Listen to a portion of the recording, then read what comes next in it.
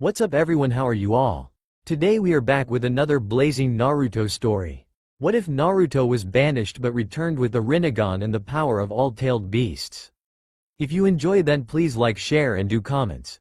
And also check the description to Ignil, creator of this beautiful creation.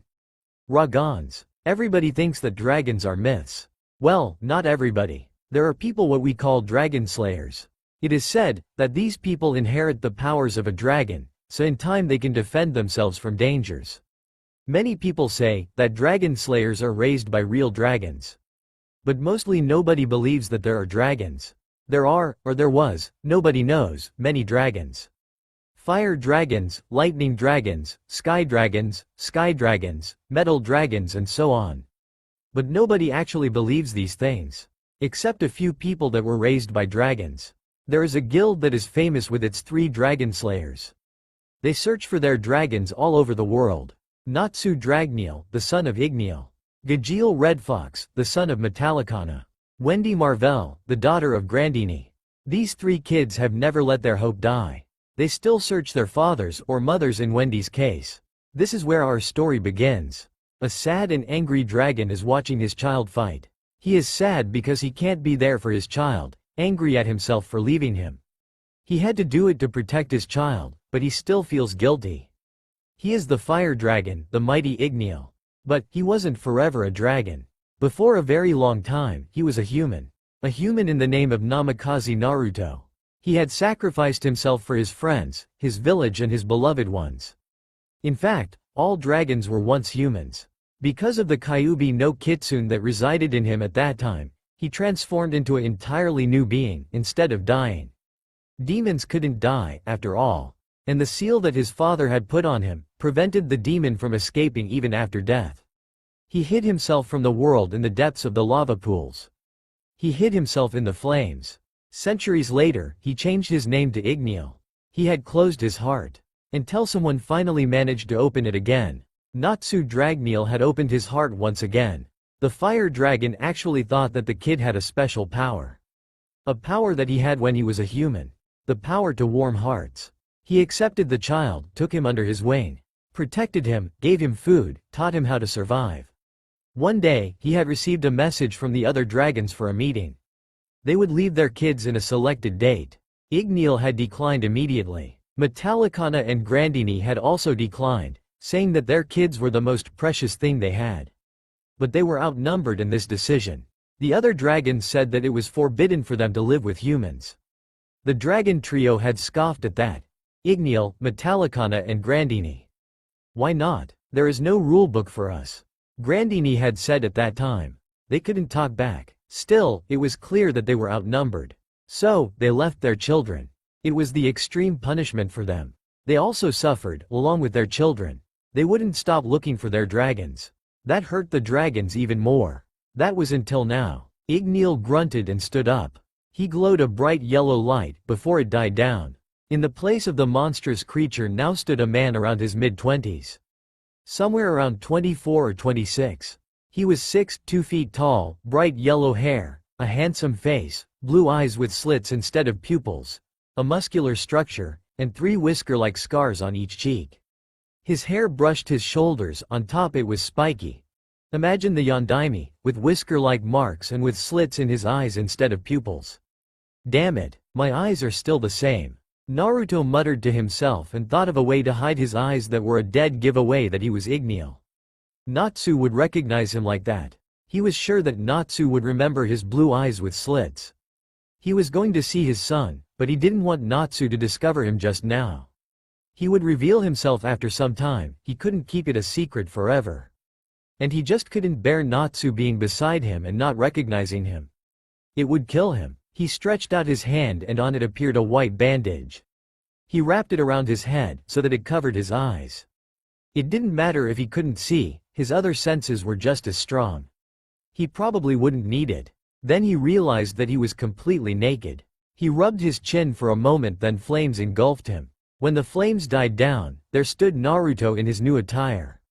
He had a black muscle shirt and black shinobi pants from his time. He wore black boots, suited for battle. To honor the memory of his father, he also had the white coat with flames licking the bottom. The only change was that there were no kanjis for Yondaime Hokage. His forearms were covered by metal gauntlets, those that Anbu wore. His hands were covered by fingerless black gloves. On his thigh was a single kunai. It was a three-pronged one. The one he used to use for Hiraishin. He didn't think he would need it, but just in case. The green diamond was hanging from his neck, the one that Tsunade gave him. He checked himself over a bit more and then disappeared in a swirl of flames. Naruto appeared again in a swirl of flames, this time in a place covered by many trees. He looked around and closed his eyes.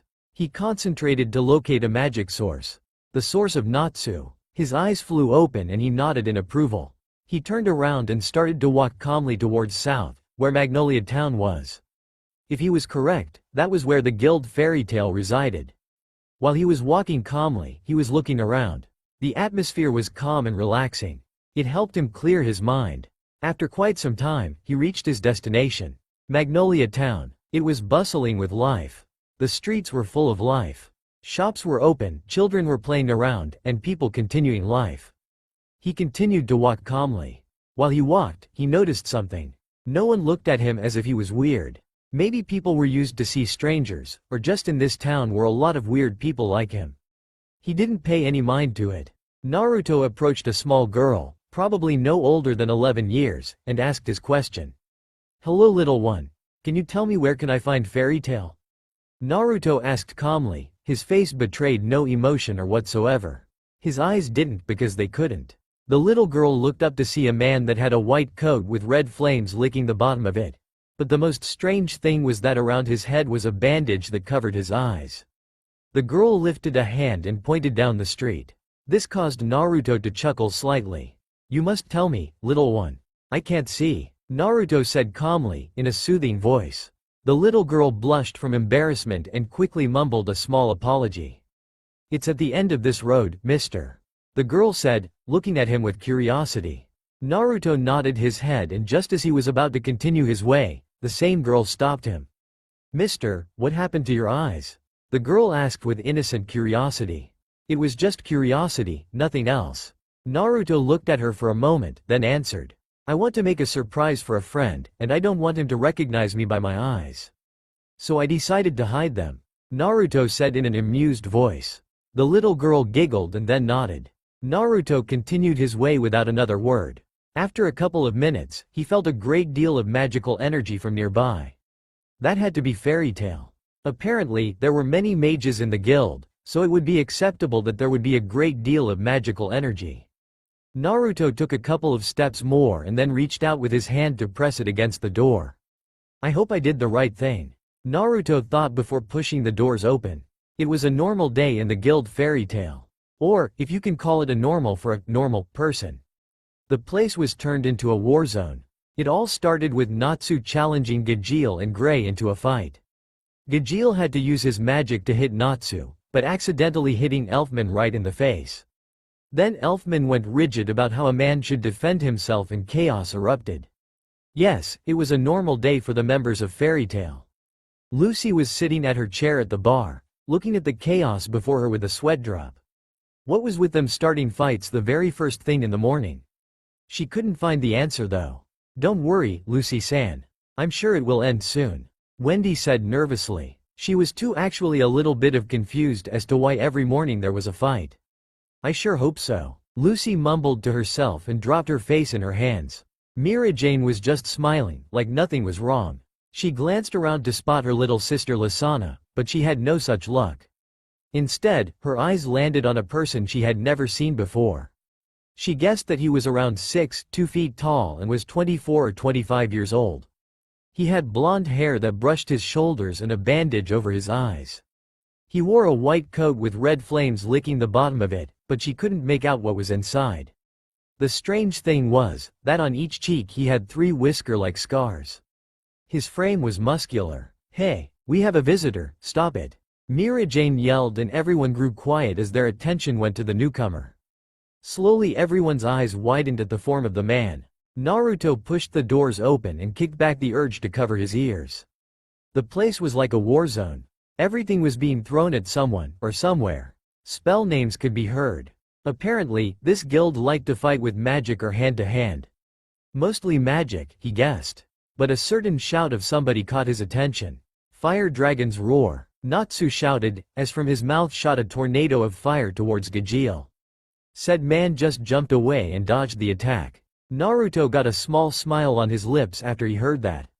He had found Natsu. Finally, somebody had noticed him and shouted, "Hey, we have a visitor, stop it," yelled a white-haired girl from somewhere at the center.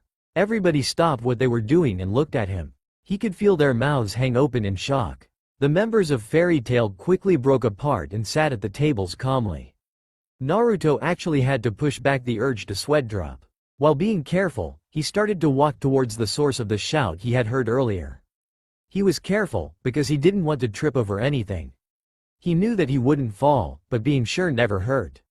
Naruto could feel the gazes currently resting on him. He sighed and finally after a time that seemed like a century, he reached the bar.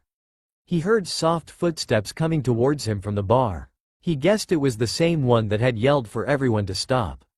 "Hello, how can I help you?" Mirajane asked, smiling. Naruto's ears caught the voice and turned towards it. "I want to join the guild." Naruto answered calmly. Mirajane was taken aback by that statement. "Are you a mage?" Mirajane asked once again, her tone dripping with confusion. Everyone turned quiet, and their attention was at him. Naruto sighed. His senses were still that of a dragon. He could even hear the drops of water in the corner. He could sense everything around him. He was just as strong, even without his eyes. But he couldn't let them know that. Not yet, at least. "Yes, I am. Why, is there no place?" Naruto asked. No, of course there is. But we must wait for Master to come. He will arrive shortly," Mirajane said with a small smile. Naruto nodded. "Can I wait here, if it's not too bothersome?" Naruto asked once again. Mirajane nodded and saw that Naruto was still waiting for an answer. She mentally slapped her forehead before answering. "Of course. It will be no problem." Naruto nodded and went over to a table and sat down. Everyone returned to their business, but the newcomer was still the hot topic. "Hey Gray, Erza, Lucy, Elfman, Wendy, let's go talk to the new guy," Natsu offered. They all nodded and stood up from their seats. They made their way towards the man, who was sitting cross-legged and was looking at the ceiling. He couldn't look through these bandages though, only his head was towards the ceiling. "Hey, are those seats free?" asked Natsu. Lucy whacked him over the head for that. Naruto only nodded, but his head remained in the same position. They all took their seats and there was an uncomfortable silence. Fortunately, Lucy broke it. "Hello, what is your name?" Lucy asked. Naruto finally turned his head towards her, but she couldn't make out how he managed to know she was exactly there. "My name is Namikaze Naruto. Nice to meet you," Naruto answered shortly. Lucy smiled and told him all of their names. "Hey Naruto, where are you from?" Natsu asked. Even if I told you, none of you would recognize that place. I'm from very far. I'm not sure if even one person knows the place where I come from," Naruto said in a calm voice. His voice radiated power, Erza noticed. This was no ordinary man. "I heard that you were a mage. What kind of magic do you use, Naruto-san?" Erza asked with narrowed eyes. This was man not normal. Naruto turned his head towards Erza and raised a hidden eyebrow. He crossed his arms on his chest and asked, "Why do you want to know, Erza-san?" Naruto asked, feeling defensively. Erza's eyes narrowed even more and her eyebrows furrowed. "Well, I'm just curious. Would you like to spar sometime?" Erza asked, wanting to know what his abilities were. This shocked the entire group. Erza wanting to spar? Against a blind man? Maybe you can find out for yourself, Erza-san. Why don't we spar right now? Naruto offered. Erza was taken aback by that, but she inwardly smirked. "Very well. Let us go to the training ground," Erza said and stood up. Everybody once again stopped and turned their attention to the group. They all stood up and followed the new guy and the Titania. "I will go easy on you, since you are new and you don't have your eyes." Erza smirked as she equipped a simple sword. She didn't think she would need to use any of her armors or weapons. Naruto just nodded and took out the three-pronged kunai from its sheath from his tight.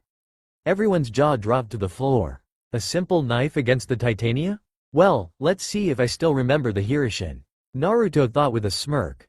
Erza readied herself and charged forward. Naruto didn't move. the kunai was still in his hand that was by his side. Erza raised her sword and swung it down. Dust and smoke covered the area.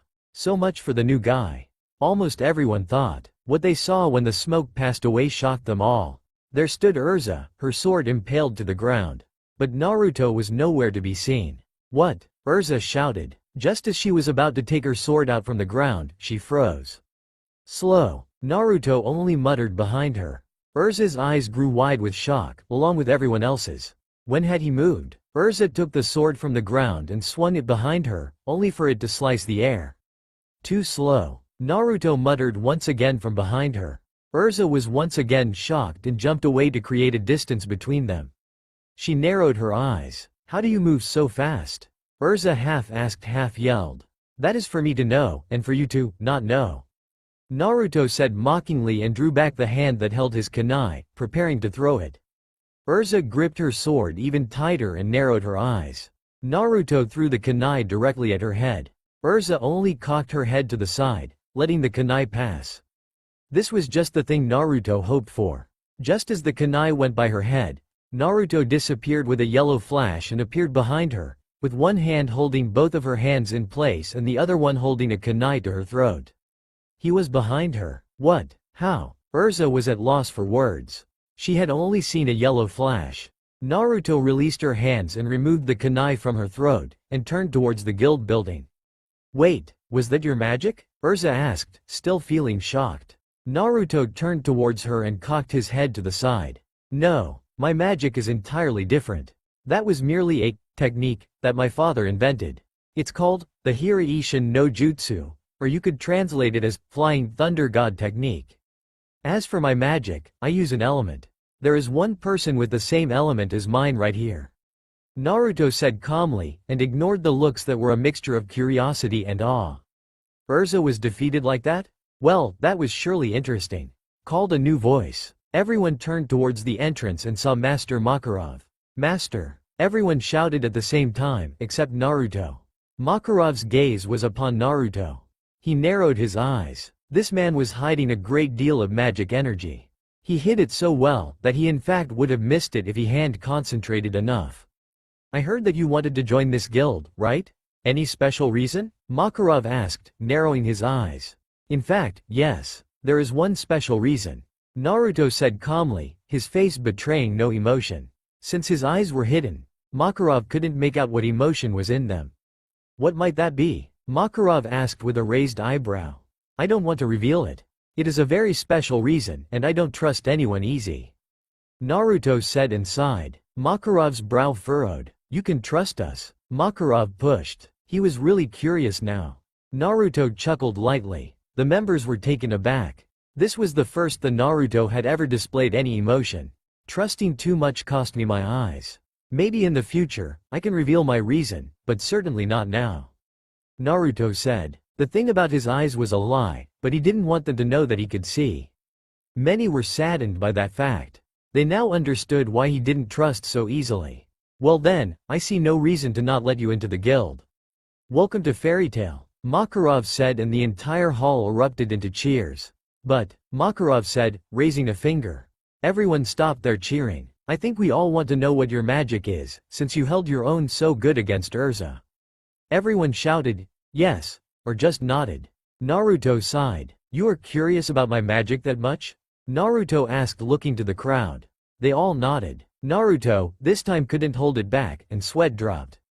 As I said, my magic is entirely different from the thing I used against Erza-san. The technique I used was Flying Thunder God Technique. It was a teleportation magic that my father invented. Naruto said and saw everyone's jaws hit the floor. Amazing. Teleportation? Levi asked herself mentally. But what is your actual magic? Natsu asked impatiently. Naruto turned his head towards Natsu and smiled. Everyone once again was taken aback by his display of emotion. Well, I don't know if I should tell you.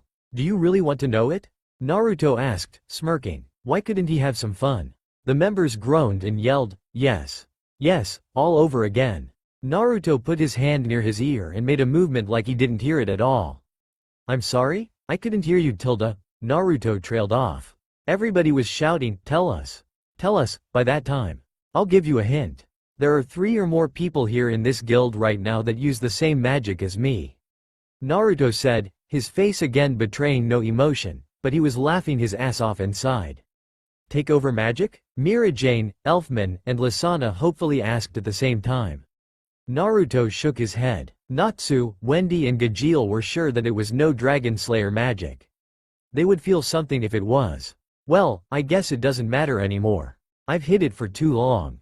Naruto said and sighed. Everyone grew quiet at that. What did he mean? I use Dragon Slayer magic. Naruto said seriously. Everyone's eyes grew wide and their attention turned to Natsu, Gajeel and Wendy, whose eyes were wide as well.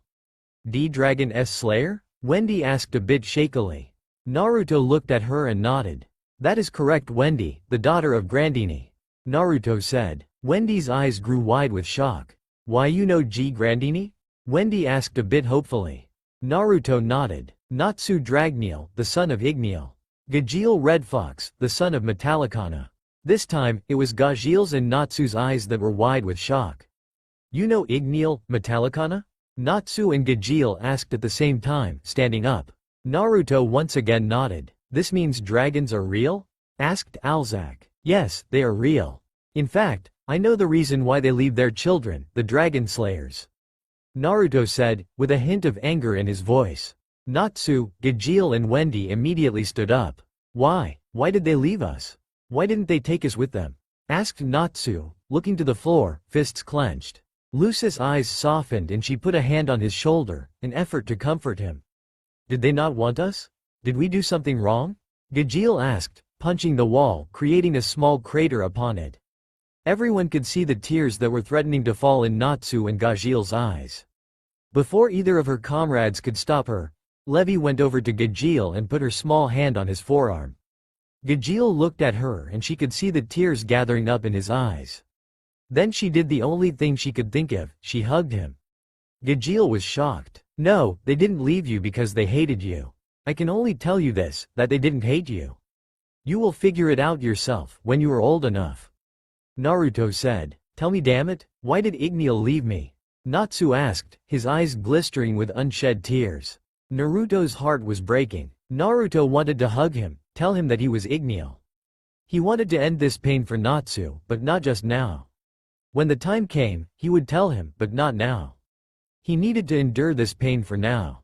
Right now, the only ones that remained at the training grounds were him, Natsu, Lucy, Gajeel, Levi, Wendy. Happy and Carla were away. Everyone thought that they needed to give them some privacy. It was a personal matter, after all. Gajeel was still looking at the blue-haired girl that was still hugging him. He looked around, and saw that no one was here at the moment. He hesitated at first, yelling at himself to stop, but he couldn't right now. He wrapped his arms around Levi, pulling her closer to him. Natsu fell to his knees, and punched the ground. Oh fuck it, Naruto said to himself mentally and started to walk towards where Gajeel, Natsu and Wendy were. Lucy-san, Levi-san, Gajeel-san, Wendy-san, could you leave us? I want to talk Natsu for a moment, Naruto said. This earned some confused looks from all of them, but they nodded nonetheless. Gajeel made a move to stand up from his position on the ground, but Levi didn't move. He looked down to see that she had fallen asleep. His sweat dropped. He stood up and carried her bridal style towards her home. He knew the location of her home from following her every night secretly, just to make sure that she was safe. Wendy and Lucy returned back to the guild building. Natsu looked at Naruto with a confused face that Naruto could feel, since he couldn't see because of those bandages. The bandaged man went over to Natsu and put a hand on his shoulder. Before Natsu knew it, he was in a place covered by trees. He looked around in confusion, before his eyes landed on Naruto that was staying in front of him. Why did you bring me here? Natsu asked, looking at him. Naruto sighed and started to undo the bandage that was around his head. Natsu's eyes locked onto his head. Naruto finally had removed the bandage, but his eyes were still closed. Hello Natsu, Naruto said, opening his eyes. He saw how Natsu's eyes widened.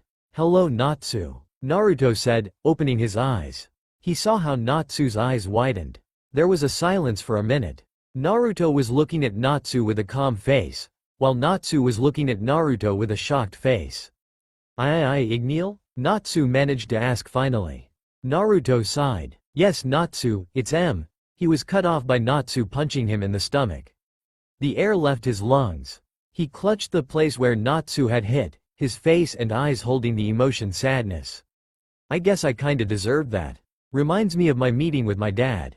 Naruto thought, coughing. He looked at Natsu's face, but it was shadowed by his unnatural pink hair. Why goddammit? Natsu roared, lifting up his face. Naruto saw the tears that were rolling down from his cheeks. Naruto's heart broke into tiny pieces. Naruto was once again silenced, this time by a punch to his face. He fell to the ground backwards from the force of the punch. Naruto stood up, ignoring the pain in his left cheek. As he stood up, he once again saw Natsu's tears, this time rolling down freely from his eyes. Naruto disappeared from his place and appeared in front of Natsu, and hugged him. Natsu struggled for a moment, then wrapped his arms around his torso. He was crying so much. Naruto felt something on his cheek. He touched his cheek, and when he drew back his hand, saw that it was wet. It was then that he realized that he was also crying. Natsu, I'm so sorry, I'm sorry. Naruto repeated over and over. Natsu just hugged him even more tighter, as if he was afraid that if he let go, his father would disappear. Why did you leave me? Natsu asked in a choked voice, an effect from crying. Naruto raised a hand and stroked his hair. I didn't want to leave you. Never. You were the most precious thing I had, Natsu. How could I leave my child? Naruto said. Natsu cried even more and gripped him even tighter, if it was possible. Then why? Natsu asked once again, burying his face in Naruto's chest. Naruto sighed, and patted Natsu's head. I was forced to. The other dragons decided to that. Metallicana and Grandini were also forced to leave Gajeel and Wendy. I guess they were jealous of us. Naruto said quietly, but soothingly. Natsu looked up to his face and asked, his eyes still red from the crying. What do you mean they were jealous? Jealous of what? Jealous of you. They were jealous because we had what they didn't. I had you, Metallicana had Gajeel, and Grandini had Wendy. You were so precious to us, that we would gladly give our lives for you. Naruto said, smiling at the young boy. Natsu once again buried his face in Naruto's chest. I searched for you so much, but I couldn't find you. Where were you? Why didn't you come back to me? And why did you come now? Natsu asked, looking up to him once again, expecting answers to all these questions. Naruto sighed. Well, for your first question, I was in my domain. A place no human can enter. For your second question, I couldn't come back to you, even if I wanted. There was a barrier that prevented me from reaching out to you. As for your third and last question, I couldn't take it anymore, so I broke the barrier and came back to you. I'm sure Metallicana and Grandini will come soon too. They probably felt me breaking the barrier, they would be here soon. Naruto explained. Natsu calmed down, after some minutes. His breathing got steady, and Naruto could hear his heartbeat hitting normal. You didn't hate me, right? You didn't leave because you hated me, right? Natsu asked, wanting to be sure. Naruto's lips quirked upwards at that. He let out a small chuckle, and ruffled Natsu's hair. I couldn't hate you even if I wanted to. I loved you so much, even if I couldn't express it. I guess I had forgotten how to express my emotions. I was once a human too, after all. Naruto said. Natsu's face was that of a confusion. What do you mean you were a human once too? Natsu asked. Naruto realized what had he said and cursed in his mind. That, I will tell you some other time. Now, are you feeling alright? Naruto quickly covered, not wanting to talk about his past. Natsu grinned, showing his white teeth. Yeah, I finally got my dad back, what else could I want? Natsu asked, still grinning.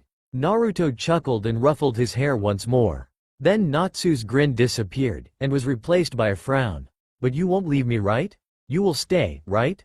Natsu's voice was full of worry and fear. Naruto grinned his own trademark grin, showing his perfectly clean and white teeth. Not a chance in hell. I won't go away even if you want me to.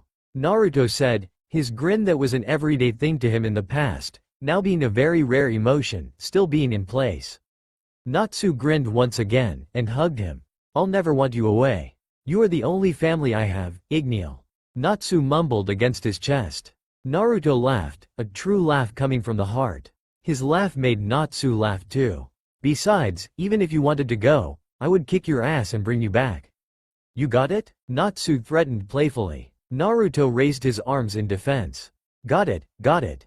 But I don't think that you can defeat your father, even if you were a lot more stronger now. I'm a dragon, my magic energy is nearly endless. Naruto said, smirking mockingly. Natsu's face broke into a frown, and he rubbed his chin. Whatever. I will find a way to beat you one day, believe it. Natsu said, pumping his fist to the air. He didn't know from where the believe it phrase came from, but it just felt right with him, like it was an instinct. Peeved, dream on. Naruto trailed off. They both laughed together. But then, Naruto's face broke into a dead serious one. Natsu, listen to me carefully.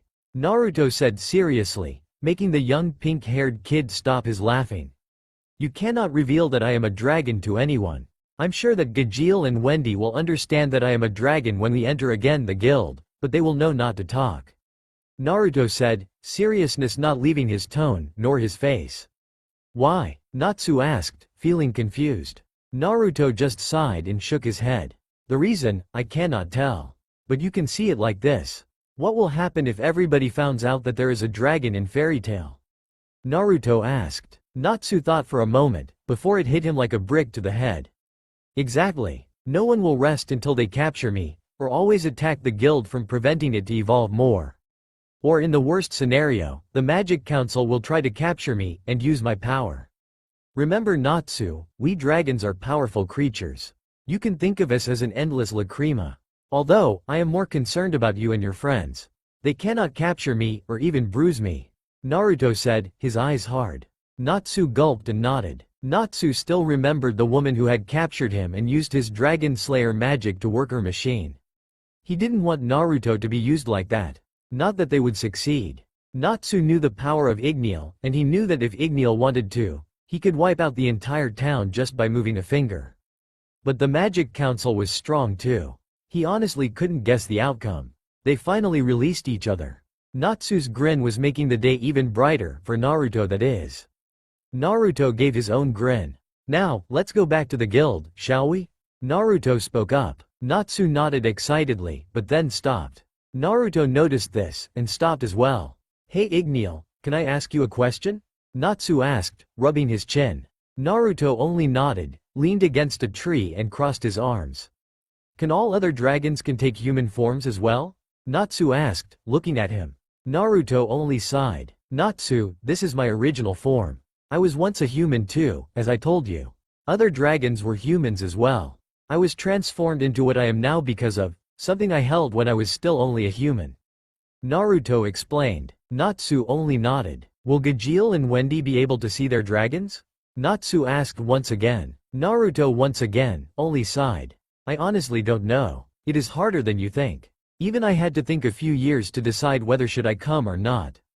They must be ready to face the consequences, like I did a while ago. Naruto said, rubbing his cheek. Natsu looked to the ground, filled with guilt. Naruto only grinned, and put an arm over his shoulder. But now, I finally have my son back, what could I want more? I'm sure they will come too. But you won't be able to recognize them. You could recognize me because of my eyes, which I couldn't change because they were like that when I was still a human. They can change to their human form as well, but they can change their eyes. Naruto explained expertly. Natsu could only nod. Now, let's head back to the guild so we can enjoy ourselves. Naruto said, grinning. Natsu also grinned, and punched the air. They walked towards Magnolia town. But Natsu stopped, and his face broke into a frown. Hey Ignil, why can't we teleport like we did a while ago? Natsu asked. Naruto stopped, and chuckled. Well, you see, I only had one three-pronged kunai and it's in the guild training grounds. I needed to use it to teleport us here. So I can't teleport back. Naruto said. Natsu only sweat dropped. Natsu told Naruto his story about how he joined Fairy Tail, how he found Lucy, how he defeated the Oraciones leader, and so on. Naruto was impressed, although he didn't show it. He just listened. Natsu, you can't call me Ignil in public. Naruto said, looking at the boy. Natsu only sweat dropped. I know that already. Natsu said, crossing his arms and a pout appeared on his lips. Naruto only laughed softly and ruffled his hair. Hey, how about I teach you some moves? Naruto asked, knowing well that the pink-haired boy wouldn't be able to resist that offer. Natsu's face lit up with excitement. He nodded excitedly. Naruto once again, only chuckled.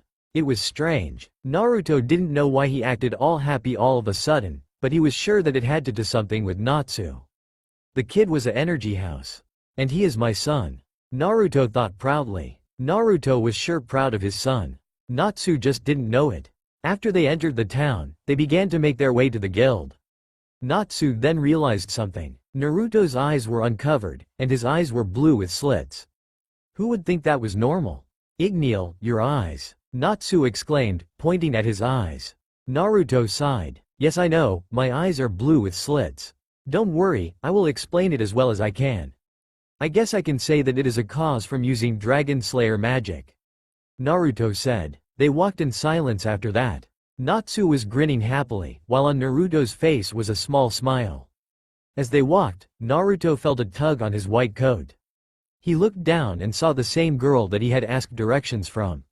He smiled at the girl and kneeled down to eye level with her. Hello again, little one. Is there something you need? Naruto asked gently. Natsu also stopped and watched the event unfold in front of him. The little girl didn't saw anything. Instead, she continued to look at Naruto's eyes. Mister, your eyes are so beautiful. The girl said, blushing a bit. She was 11 for God's sake. Naruto gave a full-hearted laugh at that one. He reached and ruffled the girl's hair. Thank you. I can say the same to you, because you have very pretty hair and eyes. Naruto said, not lying in the least.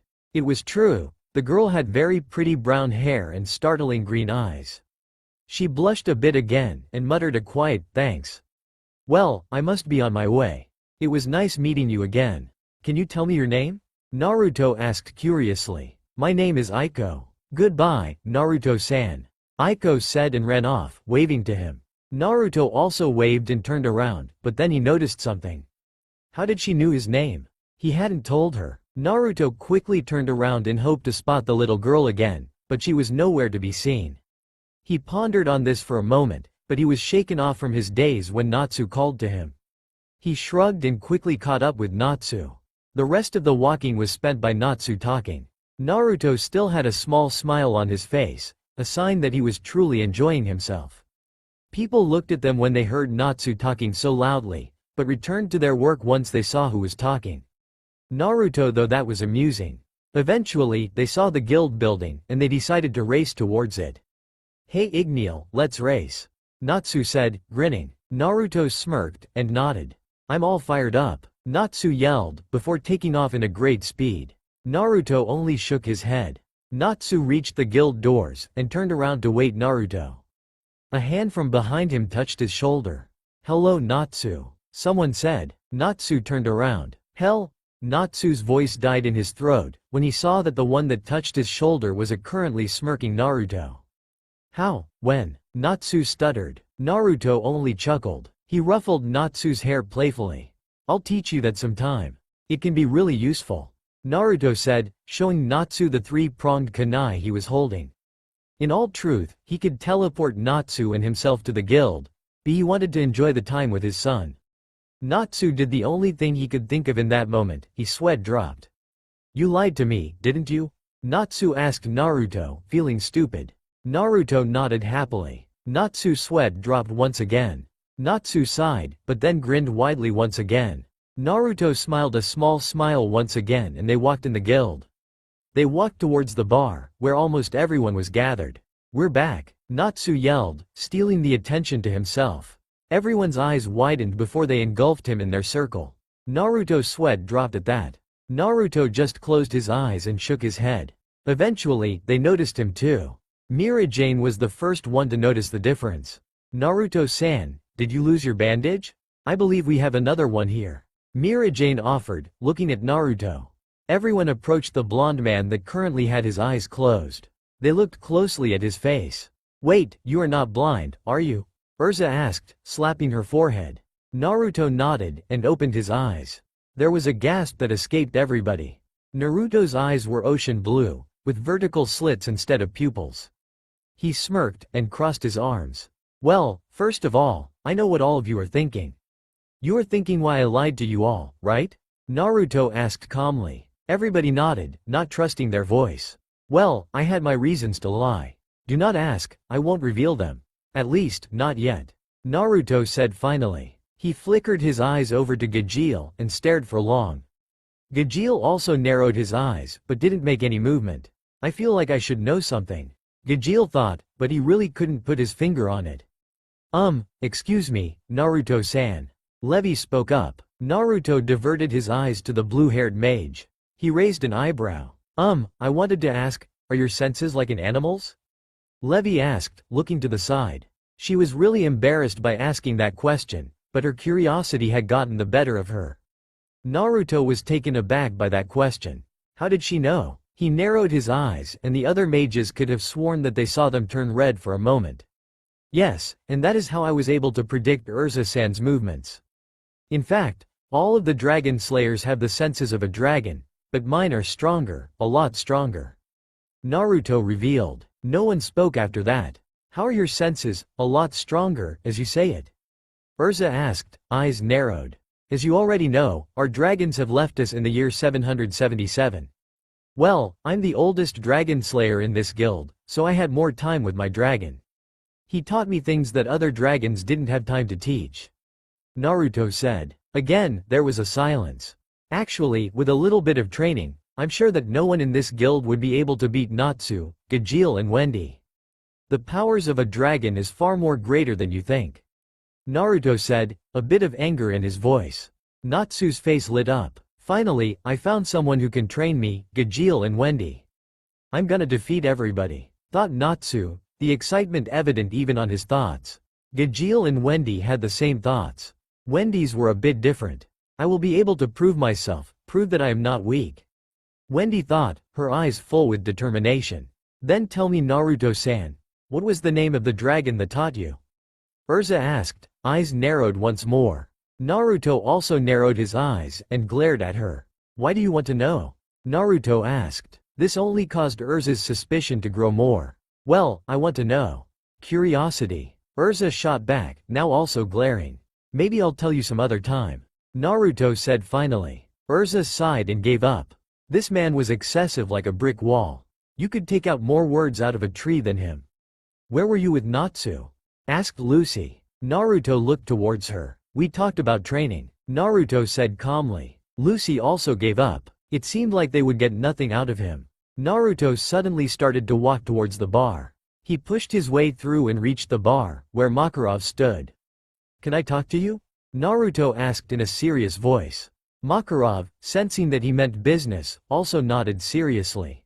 Let's go to my office. Makarov said calmly, finishing his beer. Everybody watched them go towards the office of Makarov. Some people had the though to go and learn what they would talk about, but they didn't want to face an angry Makarov. They knew better than that. And that Naruto guy seemed hell of a strong. So they left it at that. No one even dared to approach the door to the office. If they only knew. When they finally entered the office, Makarov went and sat down on his chair behind the desk. Naruto took a chair and dragged it in front of Makarov and sat down. They stared at each other for some time, before Makarov broke the silence. Who are you? Asked Makarov, narrowing his eyes. In truth, he had sensed his magical energy since he had entered the town, and it was huge. Even if he hid a great deal of it, he could still feel how big it was. The other members couldn't feel it. The ones that could probably feel it would be himself and maybe Gildarts. He wasn't sure. The others couldn't feel it because theirs was nothing compared to Naruto's. For them to feel it, he would probably need to lower it to an amount that rivaled theirs, which was impossible for Naruto because he had so much of it. I am not going to lie to you. I feel that I can trust you, and I will take that chance. Naruto said, closing his eyes and crossing his arms. Makarov only raised an eyebrow. Natsu already knows who you are. Who are you? Asked once more Makarov, already knowing that Natsu had something to do with this blonde man. I am Ignil, Naruto said. Makarov felt shock rush through him. His eyes widened, his mouth was hanging open.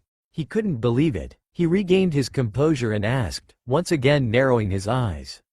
Are you telling me that you are a dragon? Why should I believe you? Makarov asked, his eyes narrowed. Naruto sighed, and held up his hand. In a second, his hand was engulfed in flames.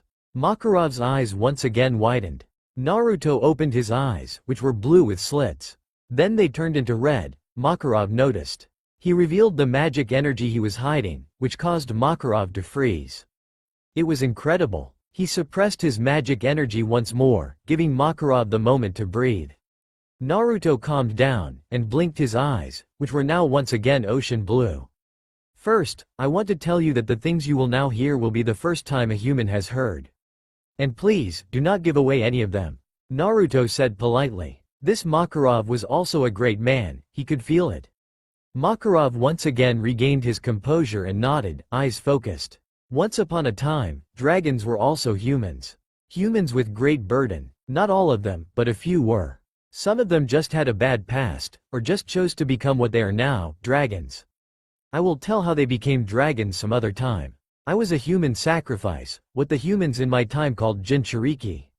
A 9-tailed demon fox was sealed in me by my father, in order to protect his village.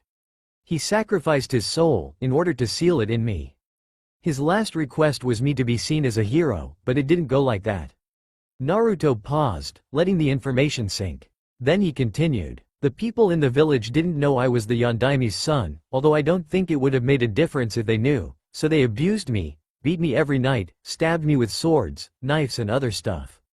After years, I graduated from the ninja academy and I became a genin. I was put in a 4-man cell. 1 sensei, and 3 students. I had a crush on the girl that was in our team, but she always rejected me, hit me and told me how I was weak. After some time, I rescued the village from another Jinchuriki who unleashed the beast inside him, and made friends with him. He bore the 1 tails. He was my true best friend. After that I brought back a woman to be the Godem Hokage, which is the leader of the village. But after that, the people there still despised me.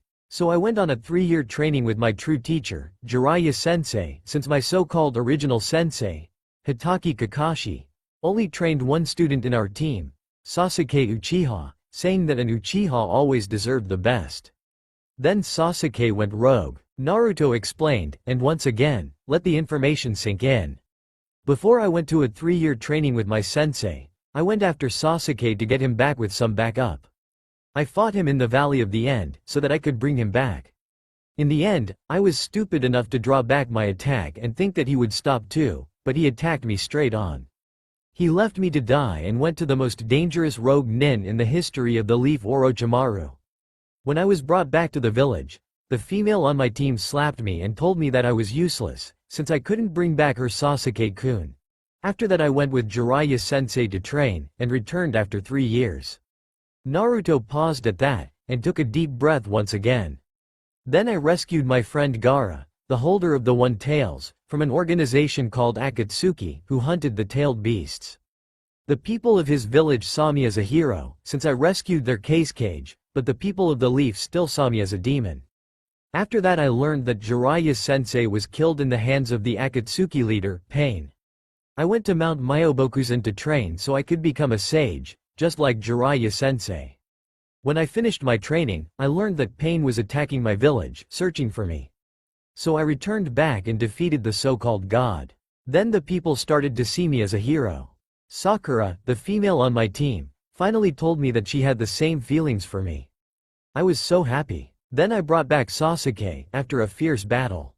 Naruto told Makarov, seeing the man listening so seriously. Then, he continued. But after I brought Sasuke back, Sakura abandoned me and went to him, didn't even look back. She said that she didn't want to be with a loser, that she had only played with him. Next I found out that a girl named Hinata had feelings for me, so I confessed to her. She said yes. After 9 months, she abandoned me for a guy called Kiba, saying that she loved him. Next the one who approached me was a girl called Ino, telling me that she loved me. I just nodded. After 4 months, she also threw me away and went to a guy called Shikamaru. That was all during the war with Madara, the real leader behind the scenes. Together with Killer Bee, the 8 Tails Jinchuriki, we fought. But in the end, I couldn't hold up anymore, my heart was shattered. My dream was to be the Rokudame Hokage, but even that place went to Sasuke, the guy who had betrayed his village for power. I had saved them for God's sake, so many times. Naruto said, the last part a bit angrily. Makarov's eyes softened. He mentioned for the blonde man to continue. After a year of war, I couldn't take it and went straight ahead to face Madara. I had gained control of the Kyuubi inside of me, so I used its power, but it wasn't enough. In the end, Madara had beaten me, so I did the only thing left. I broke the seal and let the Kyuubi take control and destroy Madara. And she did. After a fierce battle, Madara was gone. Thanks to Q-chan, she was the only one that cared for me. She even begged me not to break the seal, saying that I would die. I thanked her and let darkness engulf me. Q-chan would give up, so she sacrificed her own life to save me, thus resulting for me to become a dragon. I hid myself for a long time. Closed my heart. Then I met Natsu. He opened my heart once again, but then I was forced to leave him. Now, here I am. Naruto finished, ignoring the tears in the corner of his eyes. Naruto still wouldn't forgive any of his so-called friends. They had betrayed him. Makarov was looking at Naruto with an unreadable expression. Well, I understand, Naruto. Don't worry about the past, it will go away. But now, you have your son back and you will enjoy life. As your master, I order you to go and live. Makarov said, grinning. Naruto grinned also. This man reminded Naruto of Sandame so much. The third had looked after him so much, he couldn't forget the man even if he wanted to. Okay, tell me where you want your mark to be? Makarov asked. Naruto lifted up his shirt, and showed the place where the seal was used to be. Makarov nodded, and put the mark with the color red. Naruto didn't know why he wanted the mark of Fairy Tail in that place, but it reminded him of Kyuubi. He shook Makarov's hand. Welcome to Fairy Tail, Naruto and Ignil. Makarov said, smiling. Naruto also smiled. Natsu already knows, so I would like to tell you this too. Please, do not tell anybody that I am a dragon. Maybe I will tell them in the future, but not now. Naruto said. Makarov nodded respectively. He understood the situation. Naruto stood up, nodded in acknowledge and turned around to go. He entered the hall and saw that it was chaos. Everybody stopped what they were doing after they saw the blue eyes with slits looking at them. Naruto smirked in amusement and lifted his shirt. Mirajane and Erza blushed at the sight, but then they noticed the Fairy Tail insignia. All of the members smiled. Welcome to Fairy Tail, was heard across Magnolia town. We are in a place filled with clouds, where a single dragon is looking upon the guild Fairy Tail. The white, yellow dragon stood up and stretched its wings. It glowed a green light before in its place stood a woman. I'm coming, Wendy, the woman said with a smile on her face. She stroked the picture of Wendy once again, and disappeared in a flash of light. In some unknown area, the place is covered with iron. The mountains, the grounds were all covered in iron. A black dragon stood up and glowed a black light. In the place of the enormous dragon now stood a man. I'm coming, Gajeel. I'm coming, son. The man muttered, as he stroked the little dragon figure that was in his hand, which was made from iron. A gift from Gajeel when he was little boy. He still remembered the day when Gajeel gave it to him. Flashback. A little boy with black hair and red eyes ran towards a giant creature.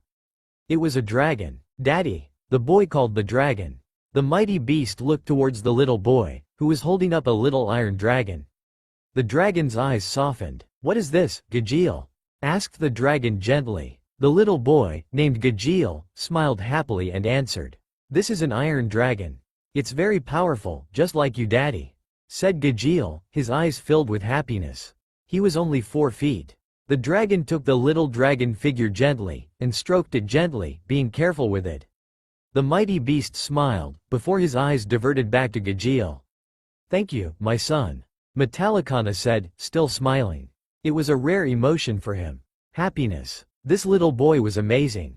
The little boy ran and hugged the enormous dragon's face, his little hands barely reaching any part of the dragon's face. Then the little boy muttered, I love you so much, Daddy. Don't leave me, okay? The little Gajeel asked, the sadness evident in his voice. The dragon smiled once more, and answered, I will never leave you, my son. That is a promise, said the dragon, before closing his eyes and enjoying his son's presence. Flashback end. The unknown man approached an iron stone and suddenly disappeared into it. Natsu and Gray read the book slowly at first, and they weren't all that amazed. They didn't understand what Naruto had liked in this book, but their opinion changed greatly after they reached chapter 3. Apparently, there was a guy that battled through all the battles, just to protect. And they went on, without even pausing. Word after word, sentence after sentence. page after page. Without realizing it, their eyes were wide, and mouths slightly apart. Naruto was walking to the training grounds, but before he exited the hall, he shot a last look at the boys. He smiled at the sight that greeted him. Natsu and Gray were so into the book that they didn't even care about the chaos anymore. Naruto's smile grew. Unknown to him, it was the first full smile he had since the day of becoming a dragon. Maybe things were going to be different after this. Who is he to say? After some time, the chaos that was in the hall disappeared. Everyone stopped what they were doing, and a not-so-normal silence fell over. It was definitely not normal. Something was out of place. There was no shouting, swearing and fighting. No one seemed to figure out why. So everyone settled to find out the reason of this boredom. Everyone was thinking. The whole guild was silent. Finally, after an hour, someone managed to figure it out. "Where are Natsu and Gray?" asked a confused Wendy. Carla too realized it, and nodded. Gajeel and Panther Lily realized it too, and they started to look around. Erza realized it too, so she started to search too. "There they are," Erza said, pointing to the corner of the room. All of the members diverted their eyes to the pointed location. They approached Natsu and Gray slowly. What are you doing?" asked Elfman. Natsu and Gray didn't notice them. "Hello?" Lucy tried this time. Still no reaction. "Natsu, Gray," Erza yelled, as if they were fighting again. Still no reaction. Everyone's sweat dropped at this. Erza got angry, and lifted her hand to slap their heads, but stopped once she realized what they were doing. "You are reading?" the Titania asked, confused. Natsu and Gray turned their heads at them, and put their index fingers on their lips. "Shush, be quiet, damn it," Natsu muttered, and returned back to the book. All the jaws that were in place dropped to the floor. They were reading? There were various reactions from the members. "Holy shit, what the fuck? Is the world coming to an end? I can't believe this." Shouts like these were heard across Magnolia town. Everyone scattered, and went to their places, still sending very, very confused stares at the fire and ice duo. "Since when did Natsu and Gray started to read?" asked Erza. Lucy and Wendy just shrugged, still staring oddly at Natsu and Gray. It was 8 p.m. Everyone was chatting, or already going to their places. The corner was still occupied by Natsu and Gray, which were currently still reading the book that Naruto had given to them. Natsu and Gray read in silence. Finally, they reached the last page. There was the picture of Jiraiya, the toad Sannin, and information about him under the picture. Natsu closed the book, set it down and brushed off the small tears that were gathering at the corners of his eyes with the back of his hand. Gray did the same. The book was really awesome. It was really emotional too. "Now I understand why Naruto treasured this for so long," Natsu said, nodding to himself. "Me too. The story is amazing," Gray said, also nodding to himself. They sat in silence for a couple of minutes, then Natsu asked, "Did you notice something?" Natsu asked Gray. Gray nodded. "The character. Its name was Naruto," Gray said. The pink-haired boy nodded, and rubbed his chin. "Let's go and ask Naruto about that," Natsu offered. The black-haired boy nodded, and stood up. Natsu also stood up, and they made their way towards the doors.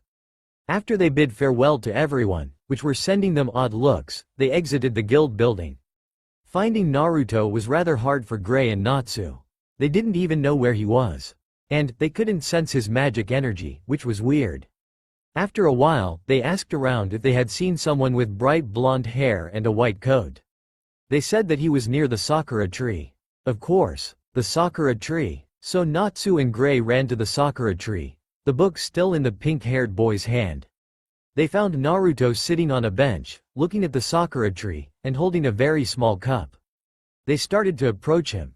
Naruto looked at the tree some more, then drank the sake that was in his hand and set the cup down. He felt how the sake burnt his throat. It felt good. He had sensed Gray and Natsu from the very moment when they exited the guild.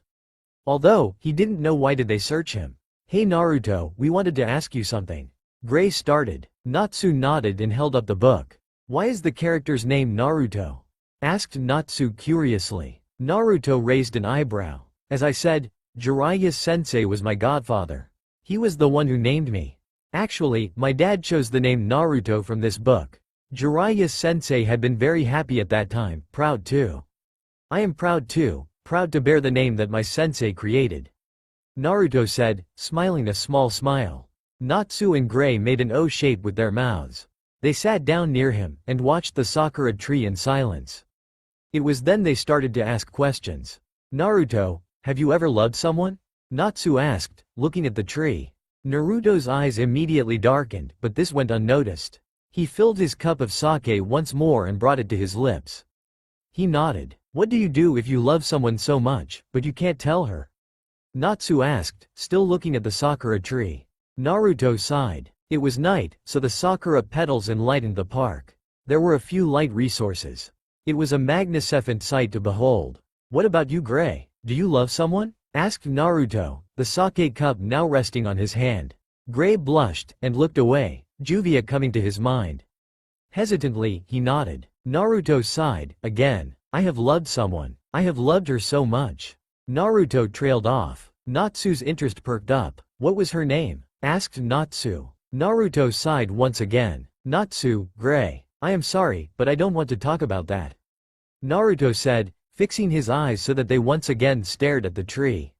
Natsu and Gray nodded, understanding the situation. The rest of the night went like that. Naruto not moving his gaze away from the tree. Natsu and Gray were also staring at the tree, but they were thinking about the women they loved. It was really hard, and Naruto had refused to talk too. As Naruto stared at the sakura tree, a memory came to his mind. Flashback. The fire dragon, the mighty Ignil, was laying on a clear land, wings down, tail also resting. The place was devoid of any human life. It was his favorite spot for thinking, relaxing and occupying himself. Then suddenly, from the trees came a running little boy, wearing yellow shorts and no shirt. Ignil opened his blue-slit eyes, glaring at the newcomer. He was surprised when the newcomer was no other than a 4-year-old boy. What was a human doing out here? Though was running fast. He tripped over and fell. The boy rubbed his hair, which had pink hair. Seriously? Pink hair? Ignil thought to himself, not betraying any emotion. Emotion. Such a funny word, to him at least. He hadn't displayed any emotion since he became what he was now. The little pink-haired boy stood up, still rubbing his head. He started to look around, only to spot a huge lizard-like creature with wings. His eyes widened. Ignil stood up and stretched his wings. The area was suddenly filled with an aura of great power. The little Natsu thought that the area that was so big now became so small.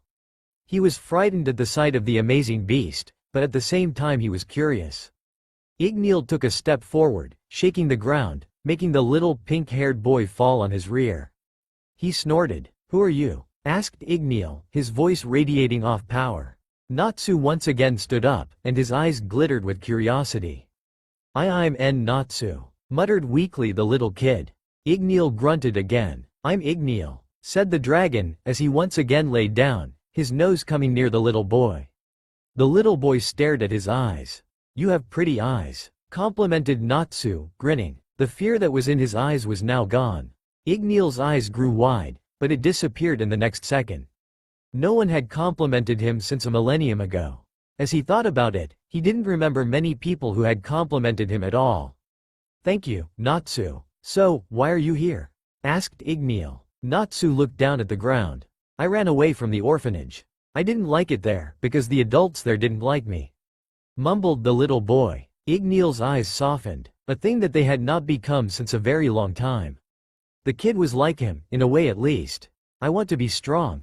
I want to be able to fight.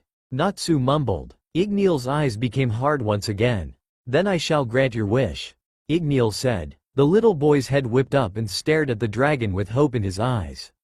I shall teach you the way of the dragon. Ignil said. He honestly didn't know why he had just said that, but he wasn't going to let that kid be helpless, not anymore. Ignil wasn't going to let someone else suffer the same fate as him. From that day on, Natsu's life would never be the same.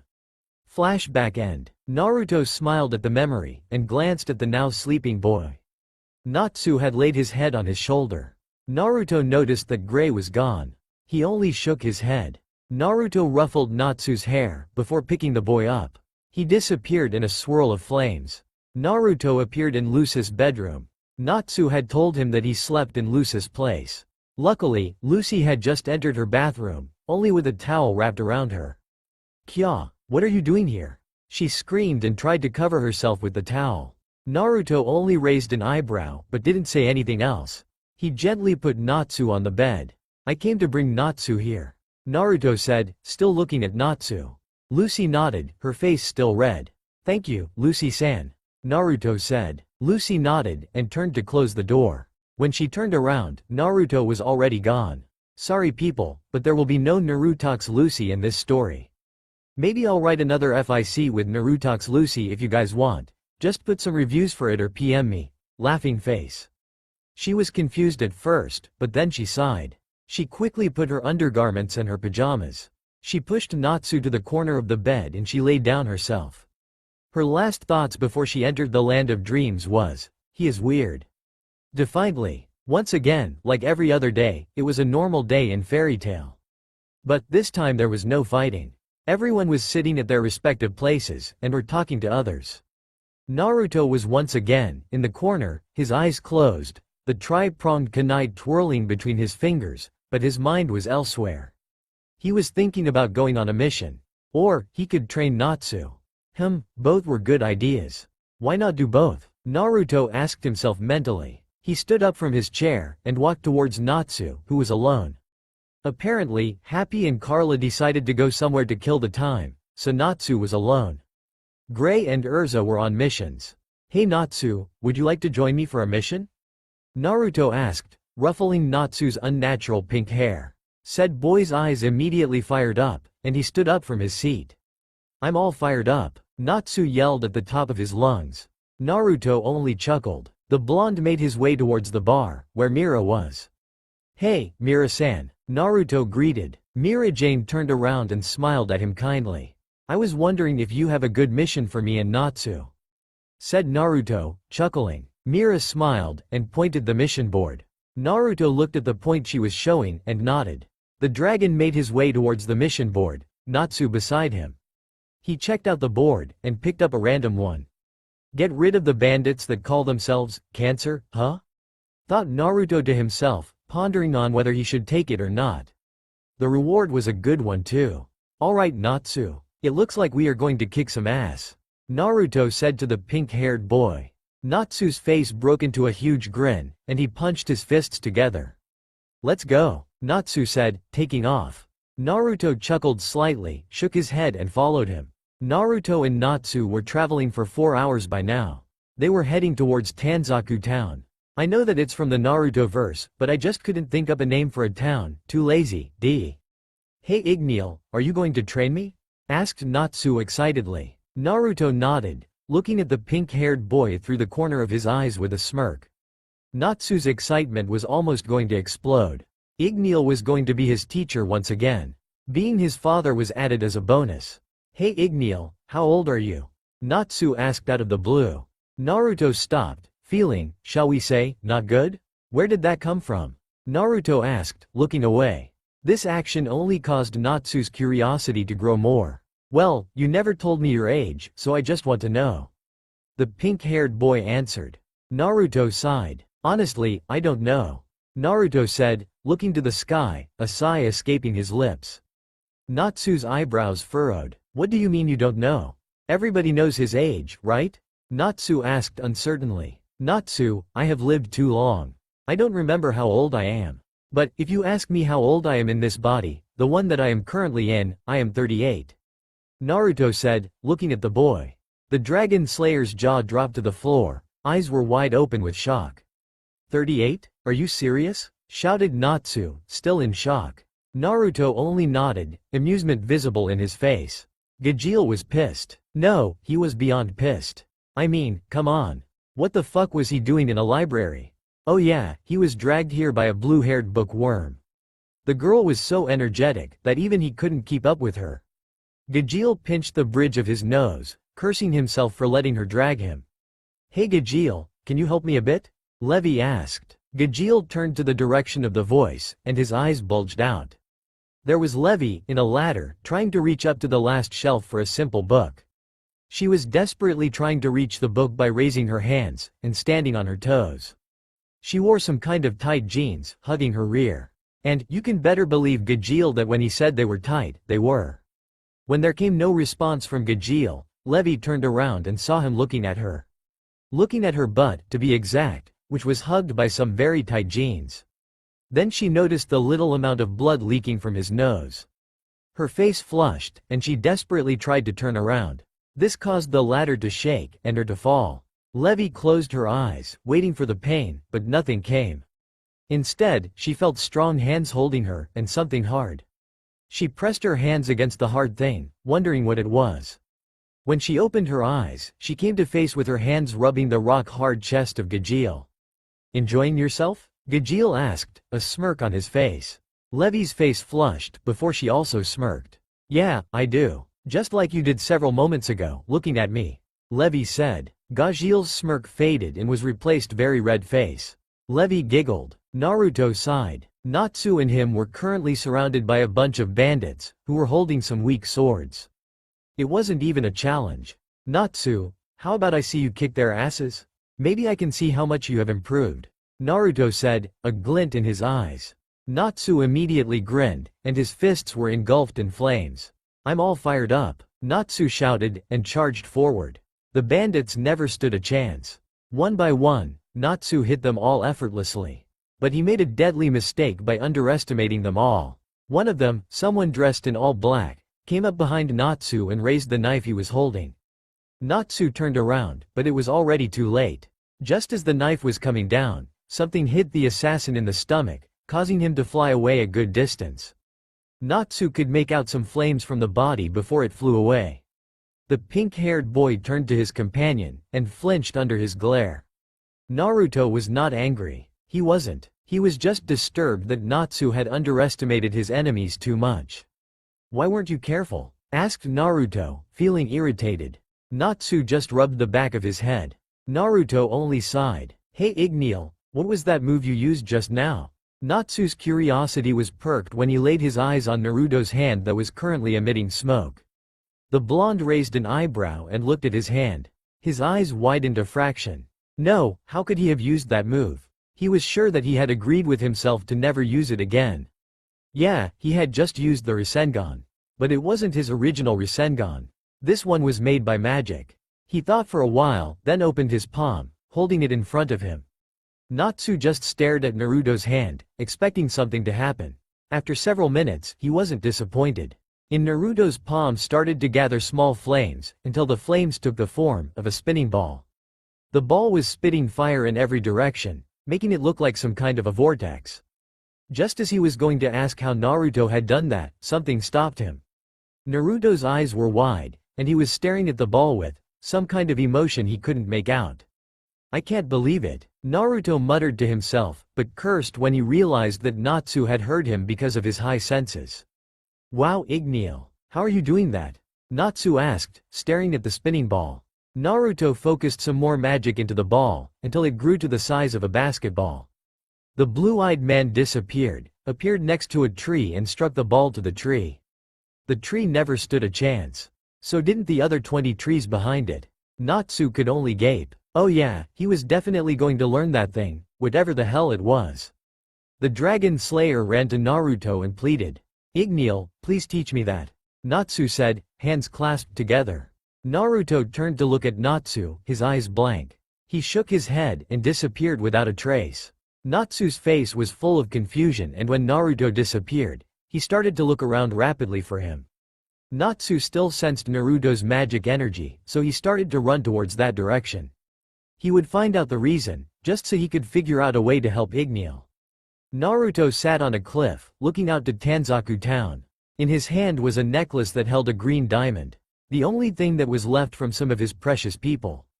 He still despised the Rookie 12, because they had all betrayed him and thought he was the Kyuubi, which he then learned that his name was actually Kurama. He only called him Q-chan to annoy him. Tsunade was one of the few who had still trusted him, supported him and protected him. She was like the mother he never had. Jiraiya was his sensei and godfather. Despite being his godfather and sensei, Naruto also thought him as the father he never had. Jiraiya was killed by pain, and Tsunade was killed by sacrificing herself for him. They were both his family. He didn't want to use the Rinnegan, because it was the technique that had put an end to the war. He had killed many by the move and he felt disgusted with himself after that. Sure, Madara was the bad guy, but who could blame him? His brother was killed after willingly giving his eyes to his big brother, and his clan had betrayed him. He just couldn't be angry at the man. He was brought out of his musings when he heard his name called. He turned around to see Natsu, hands on his knees and panting. He sighed. "Ignil, teach me that, please." Natsu pleaded once again. Naruto sighed and stood up. "Alright." Natsu's face immediately broke into a huge shit-eating grin. "Now then, are you ready?" Naruto asked, smirking. Natsu shuddered at the smirk, and couldn't stop the bad feeling growing inside of him. He nodded, unsure somewhat. Naruto's smirk only grew wider. "Actually, it's pretty easy. You take your magic, and try to rotate it in your hand," Naruto said, creating one magic Rinnegan in his hand. "What? But that is impossible. Only magic can't be used like that. We can't control it that good," Natsu complained. Naruto's smirk, if possible, grew even more. "Maybe others can't, but you can. Remember, you are a dragon slayer," Naruto said. Natsu's thought about it for a while, then he grinned. "I'm all fired up," Natsu shouted as he opened his palm in front of himself. Naruto looked closely at him. Slowly, some flames could be made out in Natsu's palm, but when it reached the width of a golf ball, it exploded, caused a small smoke. Natsu only gaped at it, and tried again, only to fail again. It seemed like he wasn't giving up. Naruto couldn't give him a balloon or a rubber ball. The balloon would explode and the rubber would be reduced to nothing. The flames of a dragon were too great. Natsu had to complete it himself, which was no small feat. Naruto had done it completely out of instinct, so it was easy for him. Naruto turned around, and walked away, leaving Natsu trying to figure out how to control the thing. It was night. The wind was brushing against the leaves of the wild trees, making a low, soothing sound. A lone silhouette could be seen if looked close enough. The figure's steps were soundless. After a while of walking in the wild forest, the man came to a clearing. He was around 6.1 feet. The moonlight shone upon him, revealing his entire figure and facade. The man had wild, spiky red hair, emerald eyes, pale skin and a well-kept body. He wore full-length dark trousers, white button-up shirt, black standard, shinobi, sandals and a long-sleeved crimson coat that was open, revealing his white shirt. Around his neck was a white, gray scarf that was flowing softly with the wind. You should have guessed who this is by now, but he doesn't have black markings under his eyes. "I'm almost there," the figure said calmly, continuing to walk. After a minute or so of walking, the trees cleared, and revealed Magnolia Town. Once again, like every day, the sun shone upon Magnolia Town. And once again, like every day, the Fairy Tale Guild was full of life. This time, however, there was no fighting. Everyone was chatting, minding their own business. Gajeel was sitting at his table, Panther Lily at his side. Just as he was about to bring the beer cup to his mouth, he stopped. He felt something, a magic energy, just like his own. His eyes narrowed, and he stood up. "Wait here," Gajeel said to Lily, ignoring the protests that came back. He started to run out of the guild, gaining curious glances from the members, but he ignored them. He continued to run until he was out of Magnolia Town. He entered the forest and started to walk. After some minutes, he stopped.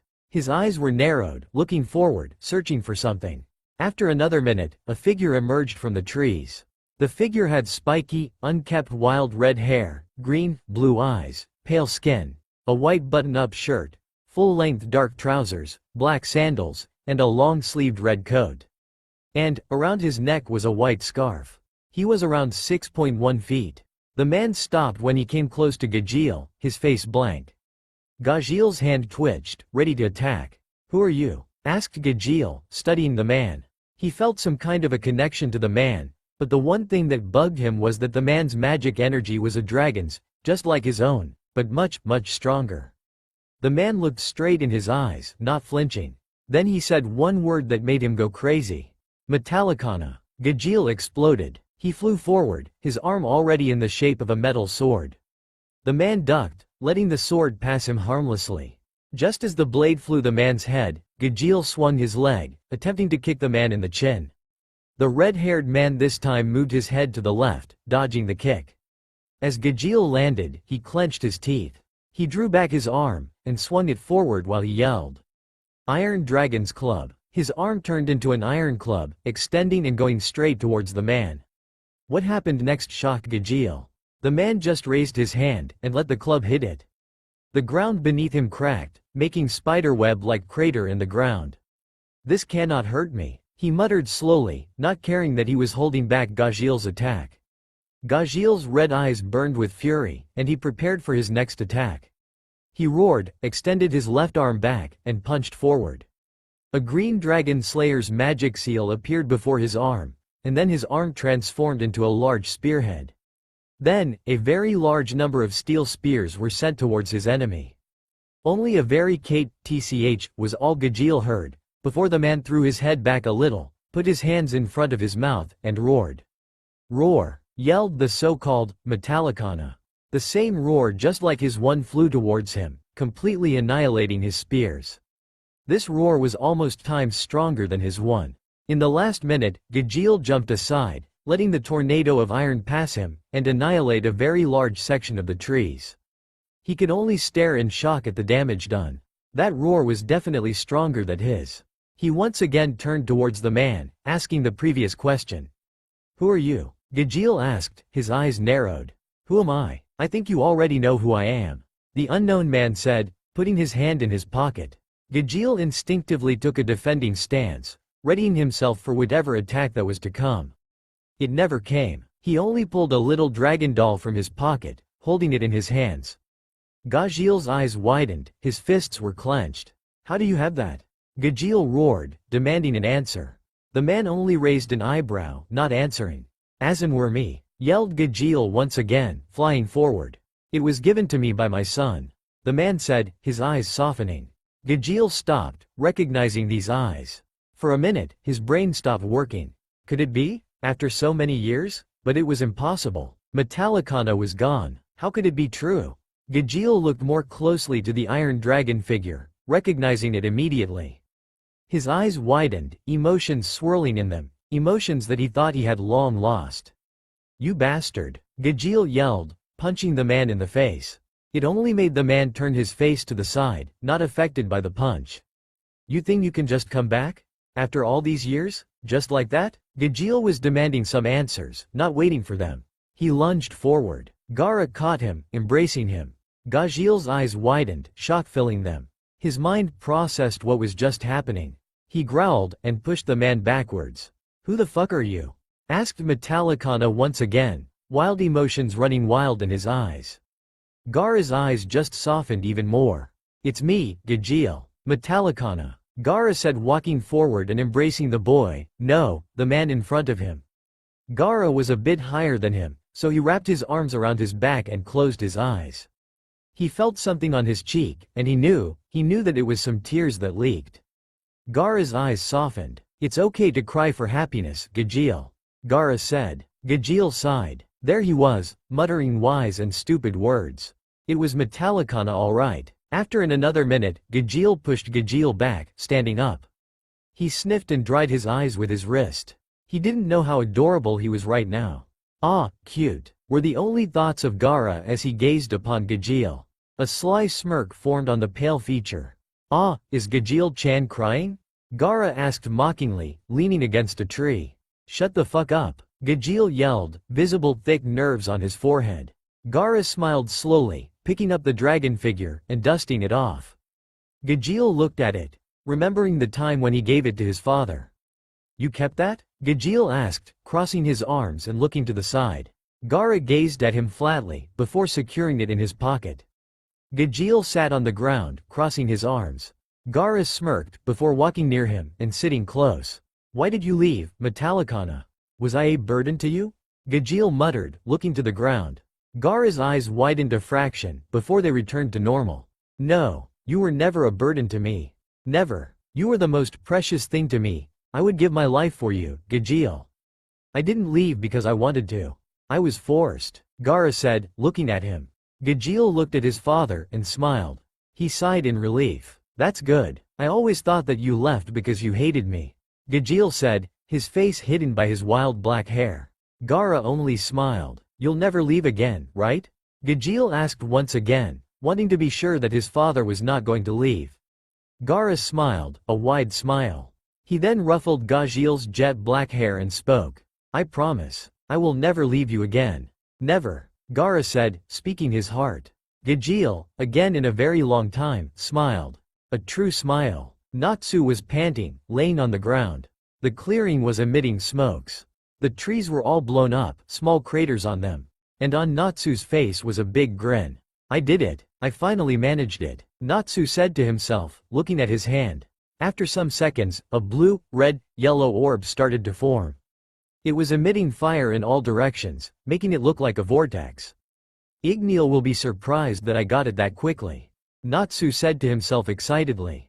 He stood up and thrust the orb to the ground. The ground cracked, creating a huge crater. He grinned once again, throwing his fist to the air. Yes, the whole forest shook with one yell. Blood, cries of agony, cries for help, cries for mercy. That was all Naruto was seeing and hearing right now, as he was in the battlefield. The Fourth Great Shinobi War. It was all started by this Tobi person. At first, he wasn't taken seriously by the nations or the Akatsuki members, because he acted like a fool and disguised his true personality. After time, he revealed himself and said that he was Madara Uchiha. Of course, after seeing his Sharingan, everybody believed him.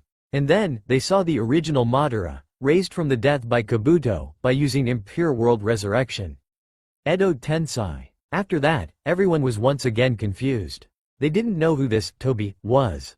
Right now, Naruto is returning from yet another battle to his home. The war would continue tomorrow. Once he reached the camp, he greeted the guards, who in return bowed to him.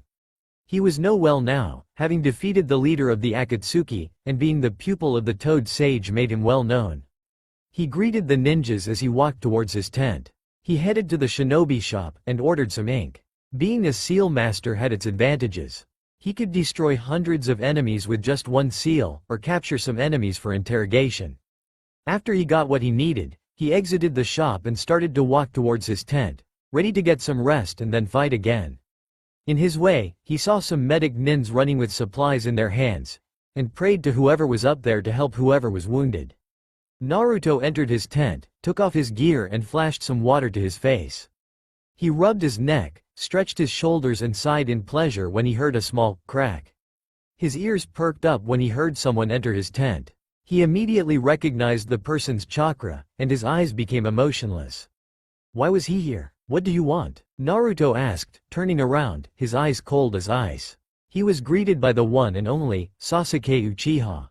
Sasuke's eyes found their way to the ground. He couldn't look on Naruto's face. He was ashamed to do it. Ever since Sakura ran to him, Naruto started to act cold towards all the Rookie 12. Of course, it was Sakura who had ran to him, but he was guilty as well. He didn't push her back, he just greeted her with open arms. He had embraced her, kissed her, and then he felt someone's eyes on them. He didn't even have to look to know whose eyes they were. I just wanted to check if you were okay. Sakura is worried about you, Sasuke said, gulping the guilt that rose within him. Naruto walked towards the bed and sat on it. I'm fine. I don't need your pity. I don't want her worry either, tell her to keep it for you. Naruto said, his voice like a blizzard in the winter. Sasuke cringed at the tone. Naruto, don't say that. You know that she cares about you. Sasuke said, his fists closing. He immediately regretted what he had said. Naruto shot up from the bed and grabbed his shirt. His eyes were slit, just like an animal's. Sasuke could see the burning fury in them. Yeah, I know how much she cares about me. Honestly, I don't give a fuck about her. For all I care she can die and I won't even lift a finger. That was the last straw for Sasuke. Sasuke slapped away the hand that was holding his shirt, and punched Naruto in the face. Naruto skidded back a few meters, before he flew forward, punching him back in the gut. Sasuke returned it with a spin kick, aiming for Naruto's head. He ducked, letting the kick fly past his head. Naruto disappeared, appeared next to his katana, grabbed it, disappeared again and appeared behind Sasuke and flung his sword, aiming for the waist. Sasuke reacted quickly, drawing his own and blocking it. Sparks scattered to all directions, letting Sasuke know the force behind the swing. What the hell is wrong with you? Sasuke snapped, growing irritated. Naruto didn't answer, instead he kicked him in the chest, sending him flying out of the tent. Sasuke hit a boulder, coming to a halt. He quickly stood up, and put his word to his left side, blocking the swing that would have cut him in half if it had hit. Black bled into red, and Sasuke revealed his final level Sharingan. Naruto's eyes bled into gray and silver, black rings appeared around his eyes. His Rinnegan revealed itself. He pushed his sword and replaced himself with a log before appearing a few meters away from Naruto. He stabbed Kusanagi in the ground, and revealed his eternal Mangekyo Sharingan. He closed his eyes and readied himself for Amaterasu. As for Naruto, he held his hand palm open towards Sasuke. Shinra Te, stop, please stop, someone yelled, and both eternal Mangekyo Sharingan and Rinnegan retreated back, taking their powers with them. Sasuke's eyes grew wide a fraction, but then they relaxed. Naruto's turned even colder. Naruto took his sword, and without a word, turned around and started to walk away. He didn't pay any attention to the pink blur that went past him, towards the Uchiha. He stopped, turned around and saw them both. His previous teammates. Was it okay to hate them? He didn't know, but he just did. Sakura was holding her hand on Sasuke's chest, a green light emitting from her hand. A healing jutsu, surely. Naruto gritted his teeth in anger, his chest burning with jealousy, and turned around to walk back to his tent. Naruto, wait, Sakura called, standing up. Naruto just continued to walk, not paying her any attention. She started to run towards him, and touched his shoulder lightly. Naruto, let me heal yo. She was cut short when Naruto grabbed her hand and threw it away from his shoulder. He turned his head around, and cold Rinnegan enchanted eyes greeted her. I don't need your help, go heal your boyfriend. Naruto said, his anger visible in his eyes. Naruto, please, don't say that. Sakura pleaded. Naruto this time turned fully around, meeting her gaze. Sakura took a step back, scared by his anger. Then what should I say? What do you want me to say? The last word was a roar. Naruto turned around and disappeared in a yellow flash, leaving a half-burned cherry petal. Sakura's eyes filled with tears as she gazed upon the petal. She turned around to help her lover. Naruto lay in his bed, thinking about what happened. He closed his eyes and couldn't stop the lonely tear that escaped them. Great, my so-called friends see me as the Kyuubi and now all that. My life is just great, a sarcastic thought crossed his mind. Sensei, what would you have done if you were in my place? Naruto asked to no one in particular. He was met with silence. Naruto opened his eyes and was greeted by sunlight. Great, he had fallen asleep. He stood up and took his coat from the ground and put it on. He closed his eyes and tried to sense Natsu's magic energy. It was not far. The blonde calmly walked towards his destination, and whistled when he reached it. The trees were utterly destroyed, and there were craters on the ground. It seemed like Natsu had gotten the hang of it. He chuckled when he saw Natsu panting on the ground. He walked towards him and clapped a few times. Natsu's eyes opened and readjusted to the sunlight, before he grinned at seeing Ignil. Hey Naruto, I did it. Natsu yelled, and stood up. Naruto smiled and ruffled the pink hair. Then, his face turned serious. Let me see it, Naruto demanded. Natsu knew that tone. It was a demand. His face also turned into a serious one, as he opened his palm, and created the flame ball. Naruto inspected it, before nodding. Now, do it with your other hand, Naruto said, taking a few steps back. Natsu nodded, released the one already in his hand, and created the same on in his other hand. Now do it with both hands, Naruto ordered. Natsu's face turned into one of a confusion. Where was Ignil going with this?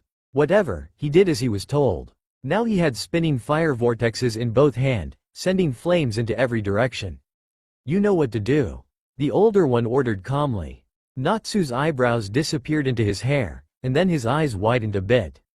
He then grinned. Natsu drew both of his arms back, and started to run towards Ignil. Naruto merely smirked. He also drew his hands back, 2 blue Rasengan's forming in each. Natsu's grin got even wider. As Natsu reached Naruto, he named his attack Fire Barrier. Naruto returned it with his own Rasengan. Red crashed into blue. A massive explosion was made, dust rose from the ground. When the smoke cleared, Naruto was standing, not even scratched. Natsu was laid on the ground. He was panting heavily, but on his face was a huge grin.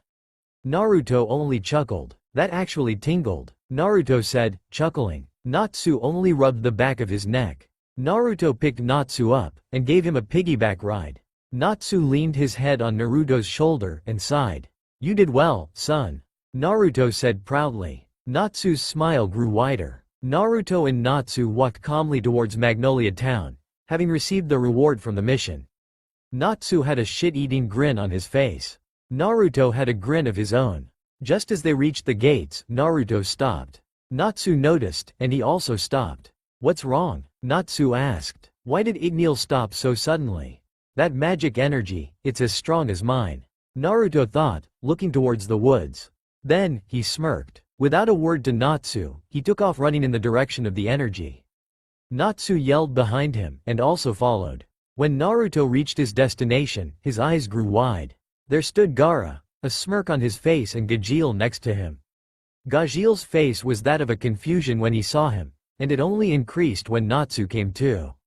The music that goes with this part, fairy tale, dragon slayer theme. Natsu heard a low growl come from Naruto when he was suddenly covered in flames.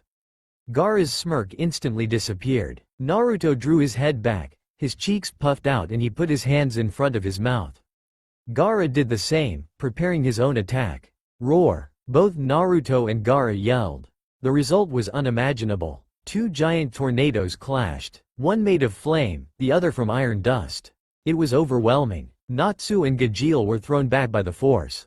The area was completely destroyed. But it wasn't over. It wasn't. As the smoke cleared, both were standing, not even winded. Naruto lunged forward, his entire body covered in flames. Gaara lunged forward too, and drew his arm back, the arm turning into an iron club. Naruto drew his arm back too. Fire fist, iron club. As the attacks clashed, once again there was a giant smoke. Dust rose from the ground, gulping everything. Gajeel and Natsu could only watch in shock. This power was so much stronger than their own. So that is Ignil's, Metallicana's power. Were the only thoughts of the two dragon slayers. The song that goes with this part, Fairy Tale Ost, Kaneshiki Kako, past story. And when the dust cleared, there stood Gaara and Naruto, fist still intact. Both fists were contacted, no flames or iron visible on them. Then suddenly, a low chuckle emerged from Naruto's throat. Gaara started to chuckle lightly. After a second, both of them burst out laughing. They laughed so hard that they had to hold their sides.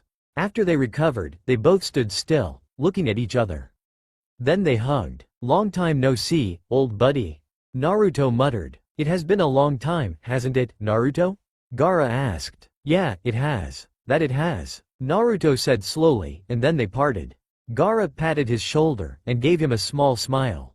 Naruto returned it. They both walked back to Gajeel and Natsu, who were watching with a pair of very confused expressions.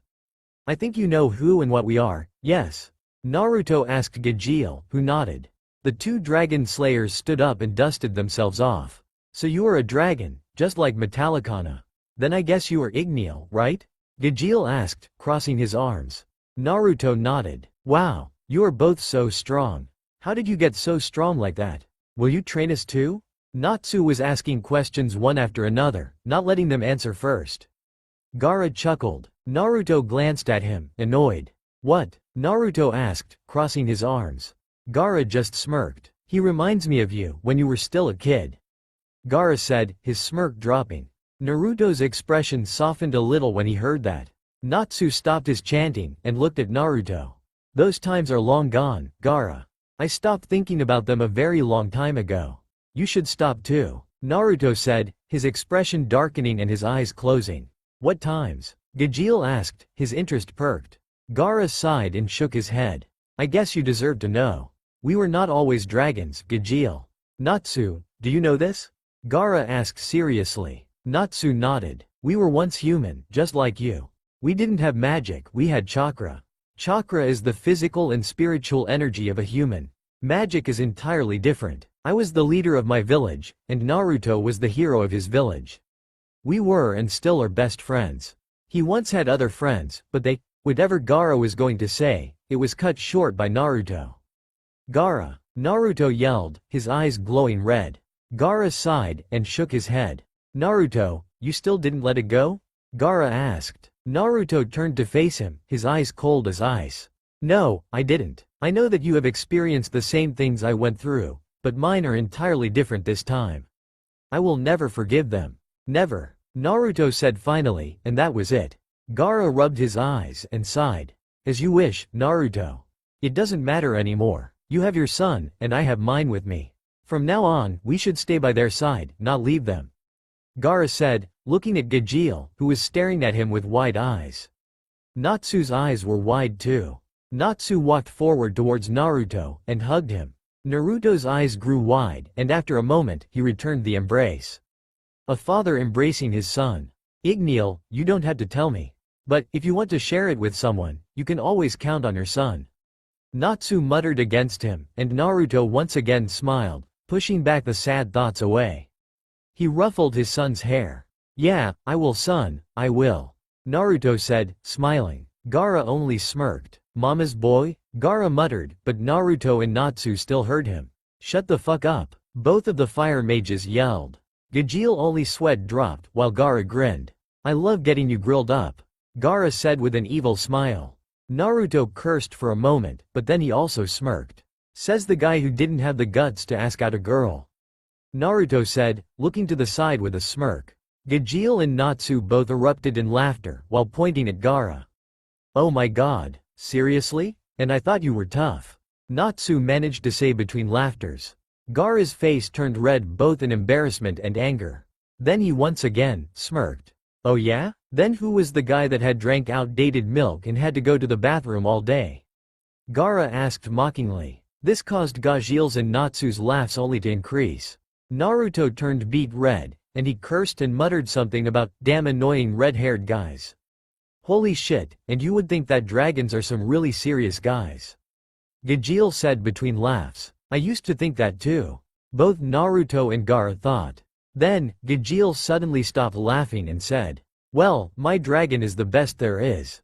He is so strong, Gajeel said, smirking at a fuming Natsu, who then smirked.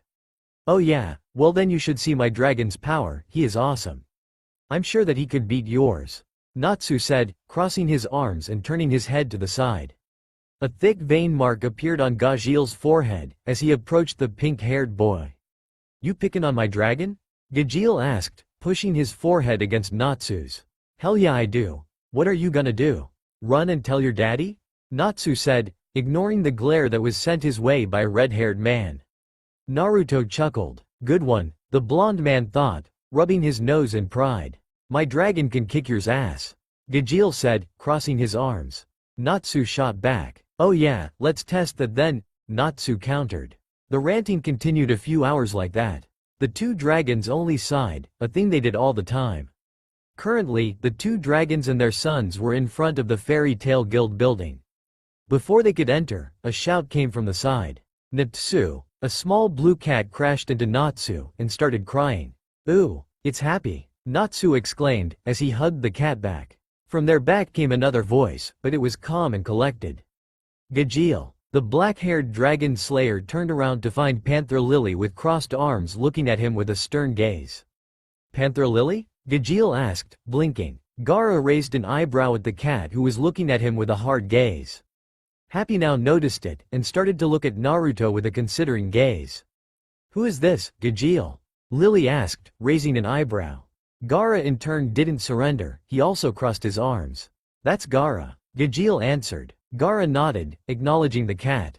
Panther Lily's gaze didn't move an inch for a moment, but then he nodded. What the hell? What is this magic energy? Were Lily's last thoughts before he pushed them away. Gajeel only shrugged, and continued inside the guild. Finally, the war was over. It was done, but Madara was still there. And what now? Oh yeah, the village needed a new Hokage after Tsunade stepped down. Naruto sat in his home, a cup in his hand that was filled with milk and an instant ramen in his other hand. There was a knock on his door. He raised an eyebrow before he put down his meal and went to look who came to his door. When he opened the door, he was greeted by Tsunade. Her face was stoic, but Naruto could see that something was wrong. She was tired, very tired. Just as he was going to ask her what was wrong, she fell on him. He caught her before she could fall. Naruto picked her up and carried her to the couch where he laid her and put a wet cloth on her forehead. After a moment, she came to herself. "Hello brat, how are you doing?" she asked, her eyes half open. Naruto smiled a little, and nodded his head in answer. Tsunade sighed. She raised her hand and grabbed his, standing up. "Look Naruto, I will love you no matter what, you know that right?" Tsunade asked. Naruto blinked a few times, before nodding, somewhat unsurely. "You are like my son, Naruto. I would never let anything happen to you, but you already know that, don't you?" Tsunade asked, turning to the side. Naruto nodded again, the suspicious feeling growing by the moment. Today was chosen the next candidate for the new Hokage. Tsunade said after a quick intake of breath. Naruto's eyes widened, before his breathing became quick. He stood up, and a rare smile grew on his face. Did he finally succeed? Tsunade's heart was in pieces after she saw that smile. He became so happy. Her eyes filled with unshed tears as she took a hold of his hand once again, pulling him down to the couch. Naruto's smile disappeared when he saw her tears. "What's wrong, Tsunade?" He had stopped calling her granny a long time ago. War did that to people. She covered her face with her hands as she sobbed. Naruto continued to ask her what was wrong, until she broke down on his chest. He hugged her, letting her cry herself out on his chest. They chose Sasuke? Tsunade managed to say. Naruto couldn't believe his ears. Naruto's eyes flew open, as in them flew various emotions. Betrayal, sadness, anger. His one eye turned red with a slit pupil, and the other one revealed the Rinnegan. His anger was growing quickly. Tsunade sensed the chakra disturbance in him and quickly understood what that meant. He was getting angry. Naruto stood up, letting her fall on the couch. She stared at him with wide eyes, filled with concern. He didn't say a thing at first, then he began to walk towards the door. Tsunade stood up and quickly ran to him, and hugged him from behind him. Please, don't go," she pleaded with a soft voice. Naruto didn't move, but then he shook his head. He turned around, and then hugged her as if he was seeing her for the last time. Tsunade clung onto him like a lifeline. "Forgive me," was all Tsunade heard before the world went black. Naruto was at the east gate, looking back at his village. A village that he had no place. Not anymore. Just as he turned around, a voice stopped him. "Where do you think you are going?" Naruto's throat let out an animalistic growl, before he turned around. "Came here to mock me? Or did you come here to say to me all over and over that you took my dream away? Don't bother, I already know. I hope you enjoy your life." Naruto finished and turned around to walk, but was stopped once again by Sasuke, who was now in front of him. "Naruto, where are you going?" Sasuke repeated once again, a hand on the hilt of his sword. Naruto narrowed his eyes and put his hand on his sword. "It doesn't concern you," Naruto answered with a cold tone. "Look Naruto, I'm really sorry about what happened, but I didn't want this," Sasuke said, his eyes hardening. "I know you didn't Sasuke. I think you didn't want Sakura too?" Naruto asked mockingly. Sasuke looked at the ground, cursing himself. The music that goes with this part, Naruto Shippuden Ost, Samadare. Always, I am always the last or the one left behind. Everything is taken away from me, even my dream. I think you were right, Sasuke. I don't know how it feels to lose a family, but you have the chance to create another one. Me? Mine was taken away. You were always supported by everybody. Me? I was always scorned and told that I couldn't do it. Sasuke, you were like a brother to me. The brother I never had. Maybe you still are, I don't know. Naruto stopped for a moment, but then he continued. But if you don't get out of my way, I will kill you. Naruto's eyes revealed the Rinnegan. Then I guess you will have to, Sasuke said as he revealed his eternal Mangekyo Sharingan. The music that goes with this part, Kaisei Gyakuten. Naruto and Sasuke launched themselves against each other, as they both drew their katanas. Naruto swung it forward first, as Sasuke blocked it with his own. Then the blonde tried to punch the Uchiha in the face, but he caught it. Naruto smirked, that was just what he was expecting. Sasuke's eyes widened. In a yellow flash, they were both gone. The music that goes with this part, Beni Subi. As they both landed, Naruto kicked Sasuke on the chest and sent him flying. Sasuke did a back flip and landed gracefully on his feet. He stopped for a moment and inspected his surroundings. They were in a clear land, with no trees or any sign of human life. So Naruto had brought them here so that he wouldn't alert anyone, huh? But he would pay greatly for his lose of concentration. Just as he sensed Naruto coming, he ducked just in time to let the katana pass his head, cutting a bit of hair. Then he was met with the knee of Naruto, who kicked him right in the face. Sasuke channeled chakra to his entire body as he was engulfed in lightning. Chidori Nagashi, Sasuke yelled. Naruto grit his teeth and used his Hiraishin to go away from the electricity. Sasuke was strong, he knew that.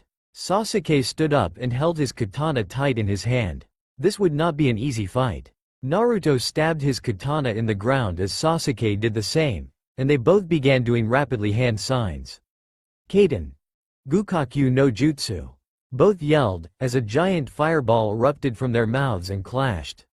The sight was amazing. As the fire disappeared, Sasuke shunshined away and did not regret doing so because the place he just was a moment ago had a giant crater where a second Naruto was and had his hand in the ground, most likely a Rasengan. As Sasuke landed, Naruto was right behind him. Naruto drew back his sword and stabbed Sasuke from the back.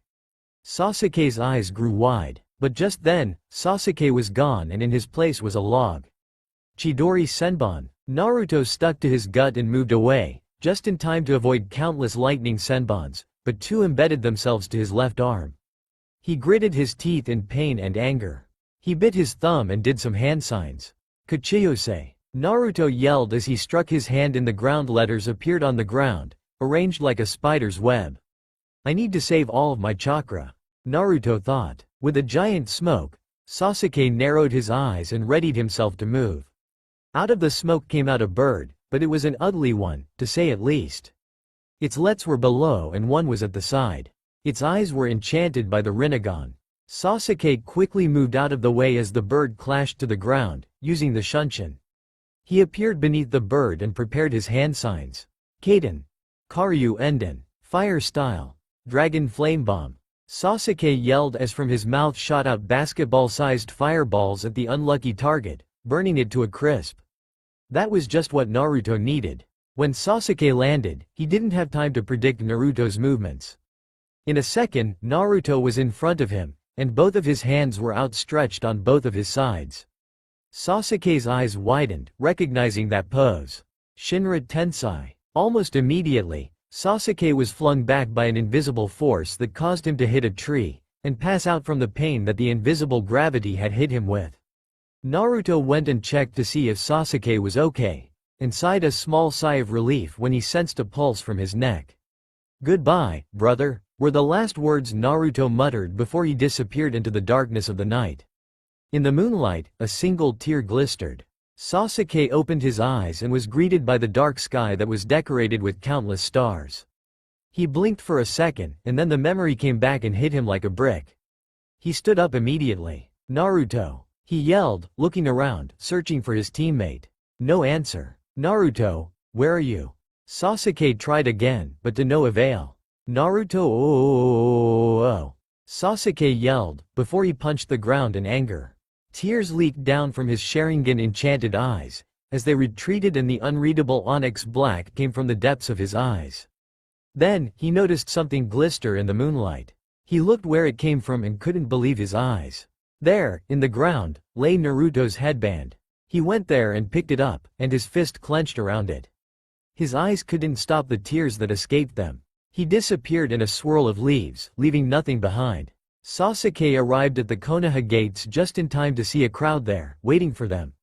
Tsunade, Sakura, Kakashi, the Ichiraku ramen shop owners and the Konohamaru Corps. He sighed, and walked towards them. Tsunade walked to him, and he could see the tears in her eyes. He took the headband from his pocket and held it to Tsunade. The woman broke down when she saw it, and Sakura ran to her in an attempt to comfort her. Sakura also cried, so did everyone there. Sasuke dropped the headband to the ground, and looked up to the sky. I swear I will get you back, Naruto, Sasuke muttered, before he disappeared. The headband lay there, unaware of anything. On the metal plate, there stood a proud Konoha emblem of a leaf. There was a gash through it. Naruto walked through the forest after a long battle with the 6 bodies of pain. Now, he was going to meet the puppeteer. His eyes burned with fury and anger as he neared his destination. A tree made from papers. He walked forward and ripped open the papers and gazed inside. There stood a red-haired man. He was really skinny. On his back were many iron rods. His hands were inside a machine of some kind, probably a tool to control the 6 paths. Immediately, a blue-haired woman took a stance between him and the original pain, intending to protect her comrade. Naruto didn't even flinch. "Konan, it's okay," the red-haired man muttered, as the woman stood aside, and immediately an iron rod flew out of the machine and hit Naruto. He fell on his knees in pain and gasped for breath. The blonde gritted his teeth in anger and took out the iron rod with force. Nagato raised an eyebrow at that. No one should be able to resist him at a distance like that. "So, why him? I assume you have come here to avenge Jiraiya-sensei," Nagato muttered his face devoid of any emotion. Naruto clenched his fists, his eyes turned red, the sage mode still staying. His eyes were now slit cubes. "You want to kill me, don't you?" Nagato asked with a mocking voice, not minding in the least that he was almost out of chakra. Konan would protect him with her life, but still. Controlling his anger, Naruto took deep breaths and pushed away the negative thoughts. His eyes turned to their normal sky blue as he once again gazed upon the Rinnegan wielder. "No, I have come here to hear your story," Naruto said, bowing his head down. Nagato's eyes widened only briefly, before they returned to their normal emotionless look. "Why?" It was a simple question. "Because my sensei entrusted me with a mission. A mission that he started and I must finish. I will find peace," Naruto said, holding his head up high and determination shining in his eyes. Nagato took a moment to observe the young teen, and he saw his old sensei in him.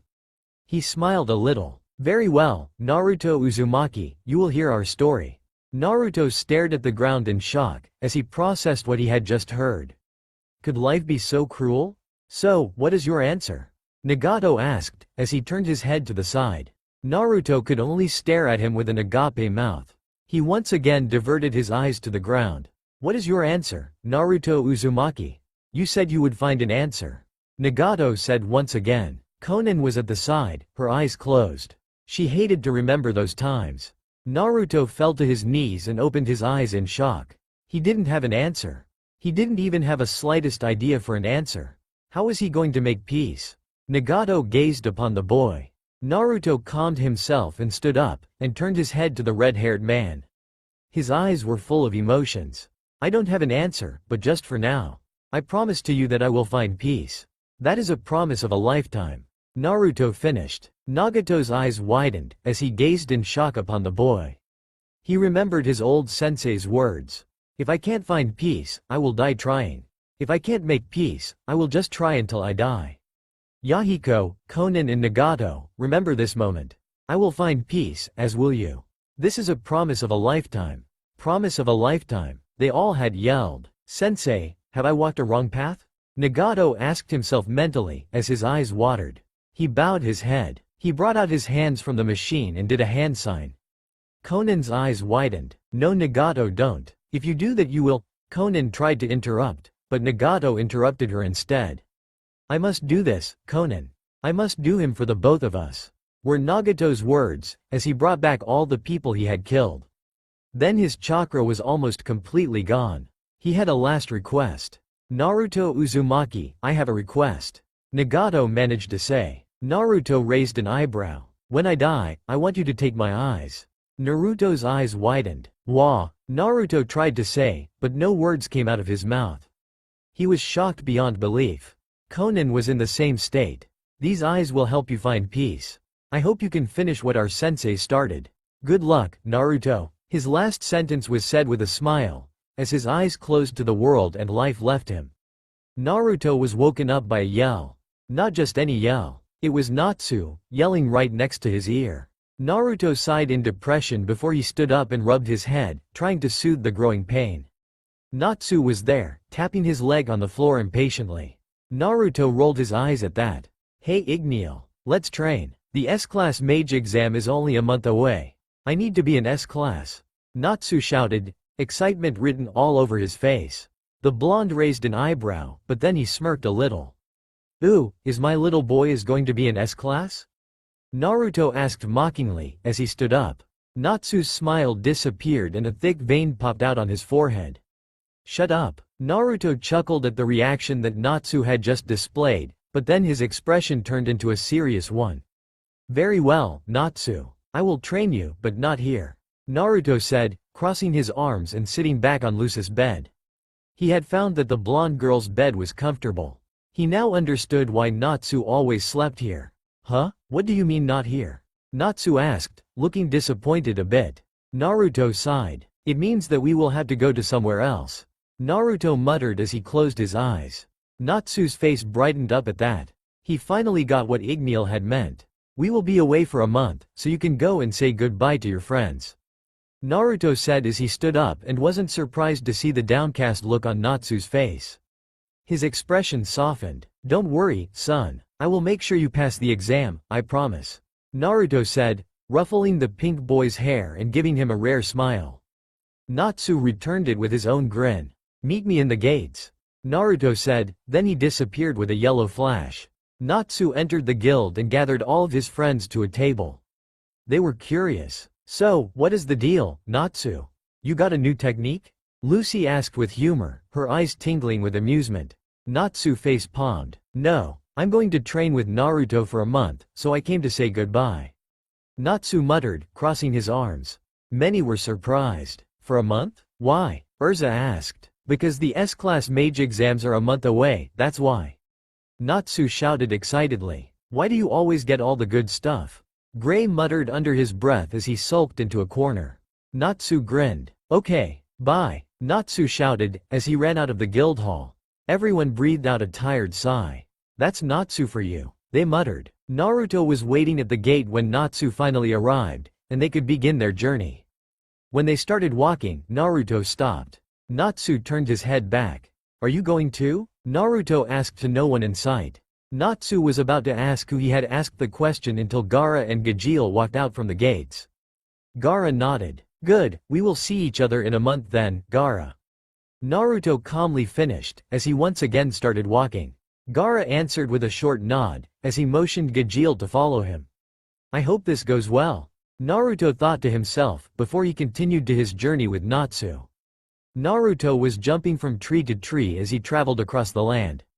It had been 7 months since he left Konoha. He let out a short sigh. Just then, he froze and stopped on a branch. There were 3 chakra signatures that were following him. How hadn't he noticed them? The blonde missing nin jumped down from the branch and landed on the ground, where he stood still and waited his followers to come in sight.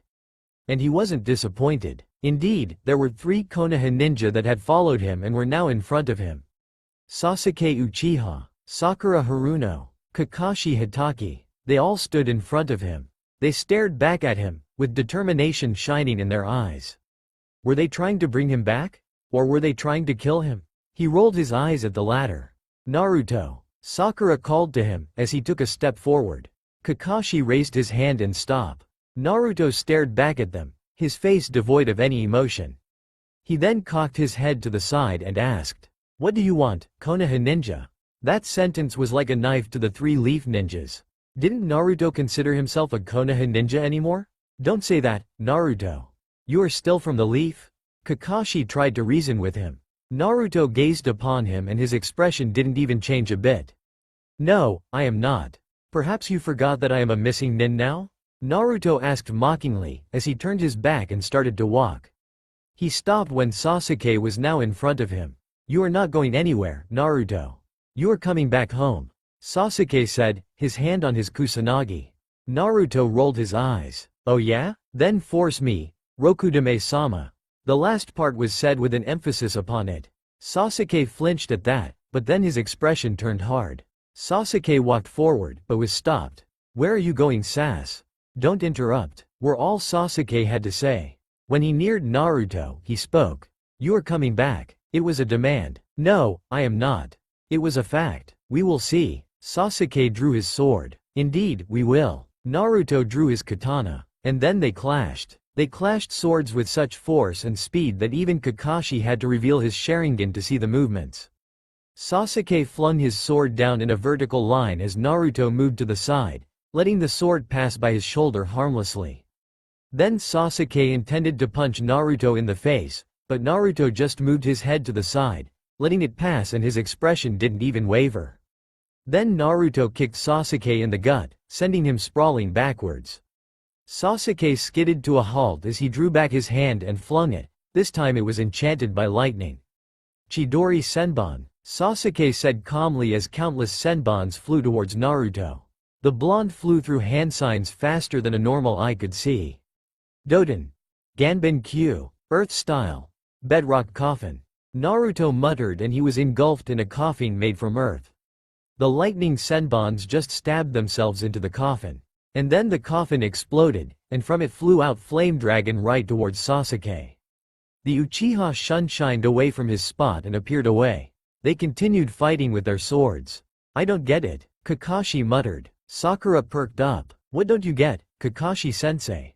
Sakura asked, not taking her eyes off the fight. They seem like they aren't even trying. Kakashi said. Sakura turned to him. What do you mean? The girl asked. Kakashi rubbed his head. Look at their expressions. They look bored, like they know that they can fight until tomorrow. And then Sakura realized it. Their faces were looking gloomy. They looked like they were bored. As Sasuke once again clashed with Naruto, he closed his eyes and reopened them again. Red eyes with 3 dots greeted Naruto. Then Sasuke's eyes widened, and he cursed himself for his mistake. Naruto smirked. Then the blonde disappeared in a smoke, revealing that it was a clone. Sasuke's eyes filled with panic as he looked around him.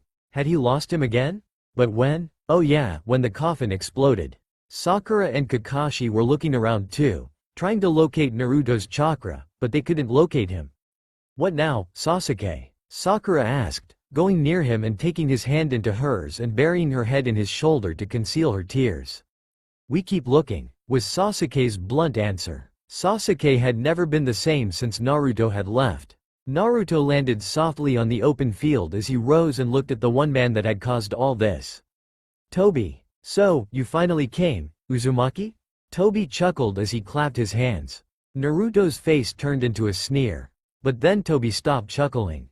Tobi's mask had 2 holes in it now. They both had the Sharingan. Apparently, he didn't find any Rinnegan when he went to take it. Such a pity. When I kill you, I will take the Rinnegan, Tobi said coldly. The blonde just drew his sword in reply and readied himself. Tobi drew his war fan and readied himself. Let's see who will be the one that gets out alive from here, Naruto. Were the last words of Tobi before he flew forward. Naruto raised his katana just in time to block the war fan that certainly would have hit him. Then the masked man pushed his weapon with such great force that the ground beneath Naruto cracked. He's strong, Naruto thought. Tobi jumped away and did his hand signs. Kaden. Goka Mekyaku. Fire style. Great fire annihilation. From Tobi's mouth that was behind the mask flew out a giant wall of flame and went towards Naruto. The blonde's eyes widened at the size of the flames as he quickly revealed his Rinnegan and held out his arms each at his side, palms opened. And just as the fire reached him, he yelled his technique. Shinra Tensai. Then the giant wall was blown away by the force of the blast. Tobi made an amused sound. You can use the Rinnegan quite well. Let's see you dodge this. Madara chuckled before he once again did his hand signs. Kaden. Koka Meshitsu. Fire style. Magnificent fire destruction. Tobi yelled. And then hell exploded. From Tobi's mask flew out an enormous fire mass that went to Naruto. The Rinnegan user once again was surprised at the power of these flames and did the only thing he could do at the moment. He absorbed the attack and quickly he shined away. He couldn't just teleport himself away from that, it was too enormous. Naruto appeared meters away and thought that it was time to go to offense. Futon. K's no Senbon. Wind style. Needles of the wind. Naruto said as he threw an enormous amount of needles made of wind towards Tobi, which he blocked perfectly, since the Senbons couldn't be deflected or blocked by anything. Damn, he's too strong, my jutsus are not strong enough. I must use the chakra form. Naruto said to himself mentally as he concentrated. Just as Tobi thought that he had given up, he was surprised. Naruto was engulfed in yellow flames and black seals appeared on his stomach and extended all over his body. The irises turned orange. So you took the power of the 9 tails, Interesting, Tobi mused to himself as he closed his eyes. When he reopened them, his eternal Mangekyo Sharingan was revealed.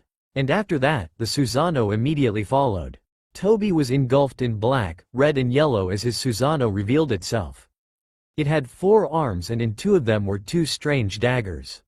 Let's see you hold against this. Madara said as his Susanoo grew a second face and both sides did only a single hand seal and Toby himself did only one. Let's see you dodge this. The orange-masked man said.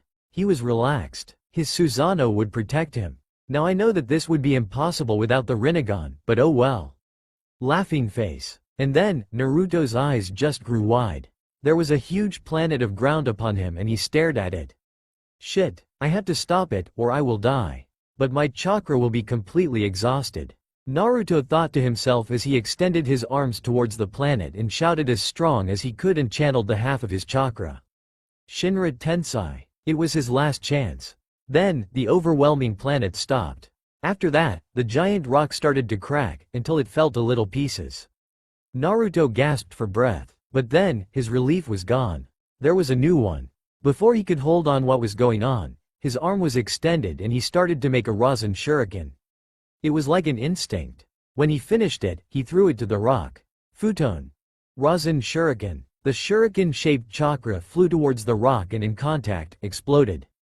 It was a massive one. It could attract many people. Naruto realized that he had also succeeded on this one too. But he had forgotten to protect his back. Before he could comprehend it, a sword was in his chest. His own sword. Then he realized that he no longer held it.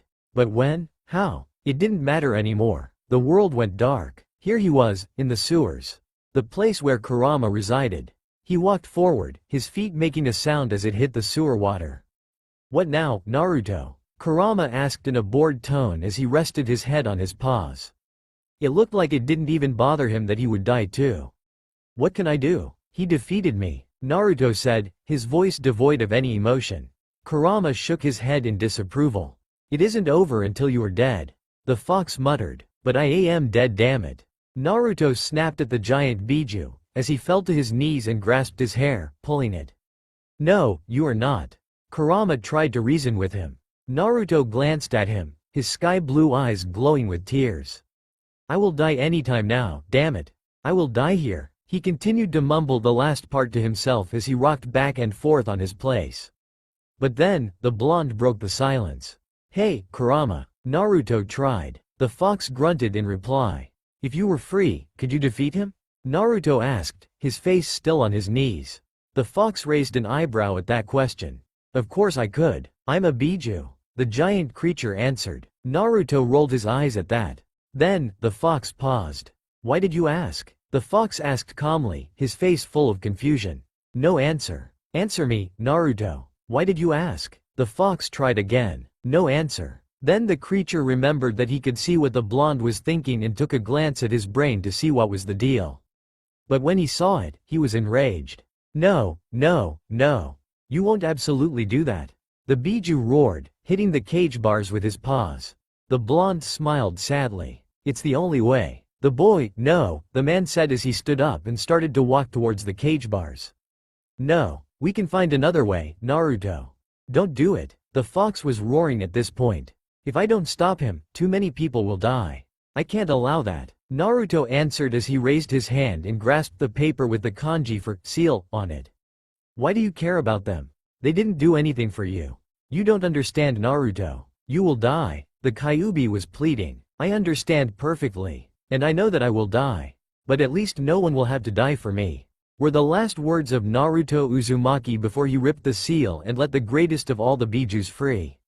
Madara was walking away from the corpse of the Uzumaki until he felt a chakra. One that sent chills of fears through his spine. Before he could turn back, the Kyuubi was already behind him in all its glory. It was growling at him, showing its white and sharp teeth. Its 9 tails swaying rapidly behind it, giving the prey the impression that it was very, very angry. It's all because of you. The giant fox muttered between clenched teeth, as its gaze rested upon the body of a blond man, with his clothing torn open on his chest and with blood leaking out of his mouth. His stomach was bare, there was no seal. Despite the blood leaking from his mouth, it was curved upwards in a small smile. A smile meant for the giant monster. A smile for Kurama. Toby raised an eyebrow, but then he chuckled until it turned into a full laughter. The Biju glared at him, its blood-red eyes shining with anger. So you developed feelings for that pathetic boy? That's really unexpected, Kyuubi. Toby mused with an amused voice. This only caused In to anger the Biju. Well, too bad for him. His sacrifice for you will be for nothing. Now I will destroy all the villages with your power. Now obey. Madara said the last part with force. The Kyuubi sneered. Don't think so, you old fossil. You can't control me with that cursed Sharingan of yours anymore. The fox had an evil smirk on his face. Toby suddenly felt fear grip at his insides. Thanks to the kit, you and your eyes have no power over me, because the Rinnegan cancels it. And indeed, for a moment the eyes of the fox turned into silver and purple, showing the Rinnegan, and then again back to their normal red. The Kyuubi had the Rinnegan. Toba's eyes grew wide, fear filled within them. And then Kyuubi brought his tails near its mouth, and black energy started to form. Then hell exploded. Kyuubi stared at the giant crater in front of him. Toby, or whoever the hell he was gone. Then Kurama turned its attention back to the kit. He ran back to the body and put his giant paw over the body. He sent his red chakra upon the boy in the hopes of healing him. But no effect. He tried again. No effect. Again and again. Nothing. The fox couldn't help it. It roared. It was a massive roar. It shook the ground. He released all of his pain. Actually, he did not understand this one bit. He was an emotionless monster. He couldn't feel emotion. At least that was what he had thought. But this kid, this boy, he changed him. That, he did. Oh, how Kurama wanted to see him just open his eyes and yell, "Ha-ha. I got you, you stupid fleabag." How he wished he still had one of those large shit-eating grins on his face he had used to have. Come on kid, wake up, you're gonna be late for the academy. The Biju muttered to the body, but to no avail. But then, an idea came to his mind. Yes, it can work. Then he glanced at the blond boy that lay there, devoid of any life. Then he caressed his face with its claw, careful not to do any damage. You will live again. Then Kurama channeled all of his chakra into the body of the kit, hoping that it would work. Slowly, his tail started to disappear, until only one remained. Good luck, Kit. There was a small honest smile on the face of the giant fox, before its body disappeared to the wind. And Naruto's body changed. It grew to the size of the Kyuubi, but it was different. He had 2 giant wings, scales and 2 horns on his head near 2 large bat wings like ears. He was a dragon. Naruto opened his eyes and had to blink a few times in order to take all the things in sight. He felt weird. His body didn't feel normal. Then he noticed it. He was now as tall as a friggin' Biju, and not only that but he was something that he had never seen or he had never ever read about. What the ex-human muttered before he started to panic. What was he now? What hell did happen? Wasn't he dead? The dragon started to turn around furiously, trying to grasp any information. He was in the same place that he had fought Toby, but it was only a giant crater now. He wondered why. And Toby was nowhere to be seen. He raised his legs and arms and saw the claws in them. He saw his giant wings sprouting from behind him and he saw his massive tail that had spikes on it. What the hell am I? Were his thoughts for that time. The dragon's eyes filled with anger and sadness as he now remembered what had happened. Kurama, why? The creature couldn't hold it in any longer. He growled. He opened his giant mouth and let out a massive roar that shook the ground. Then he opened his mouth once again and roared. But this time, massive flames erupted from his mouth and went to the sky, coloring it in red and yellow. When Naruto had finally calmed down, he shut his blue-slit eyes and thought for a moment. What should I do? He thought in desperation. Jiraiya-sensei, Kakashi-sensei, give me guidance, were the last thoughts of Naruto before he readied his wings, lifted them upwards and shook them downwards, going up.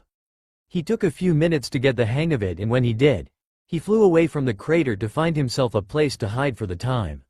Currently, Natsu was in great pain, because he was sprawled on the ground and his whole body was aching in pain. Naruto had thought that teaching Natsu taijutsu would be a good idea. So he started teaching it to him. You never know when you might need it, really. Since Natsu's magic was based on fire, most of his attacks were long range. But he could also use his flames by covering his arms and legs in fire. That is why Naruto started to teach him what he called taijutsu. Close combat. Natsu was breathing heavily, his eyes were closed.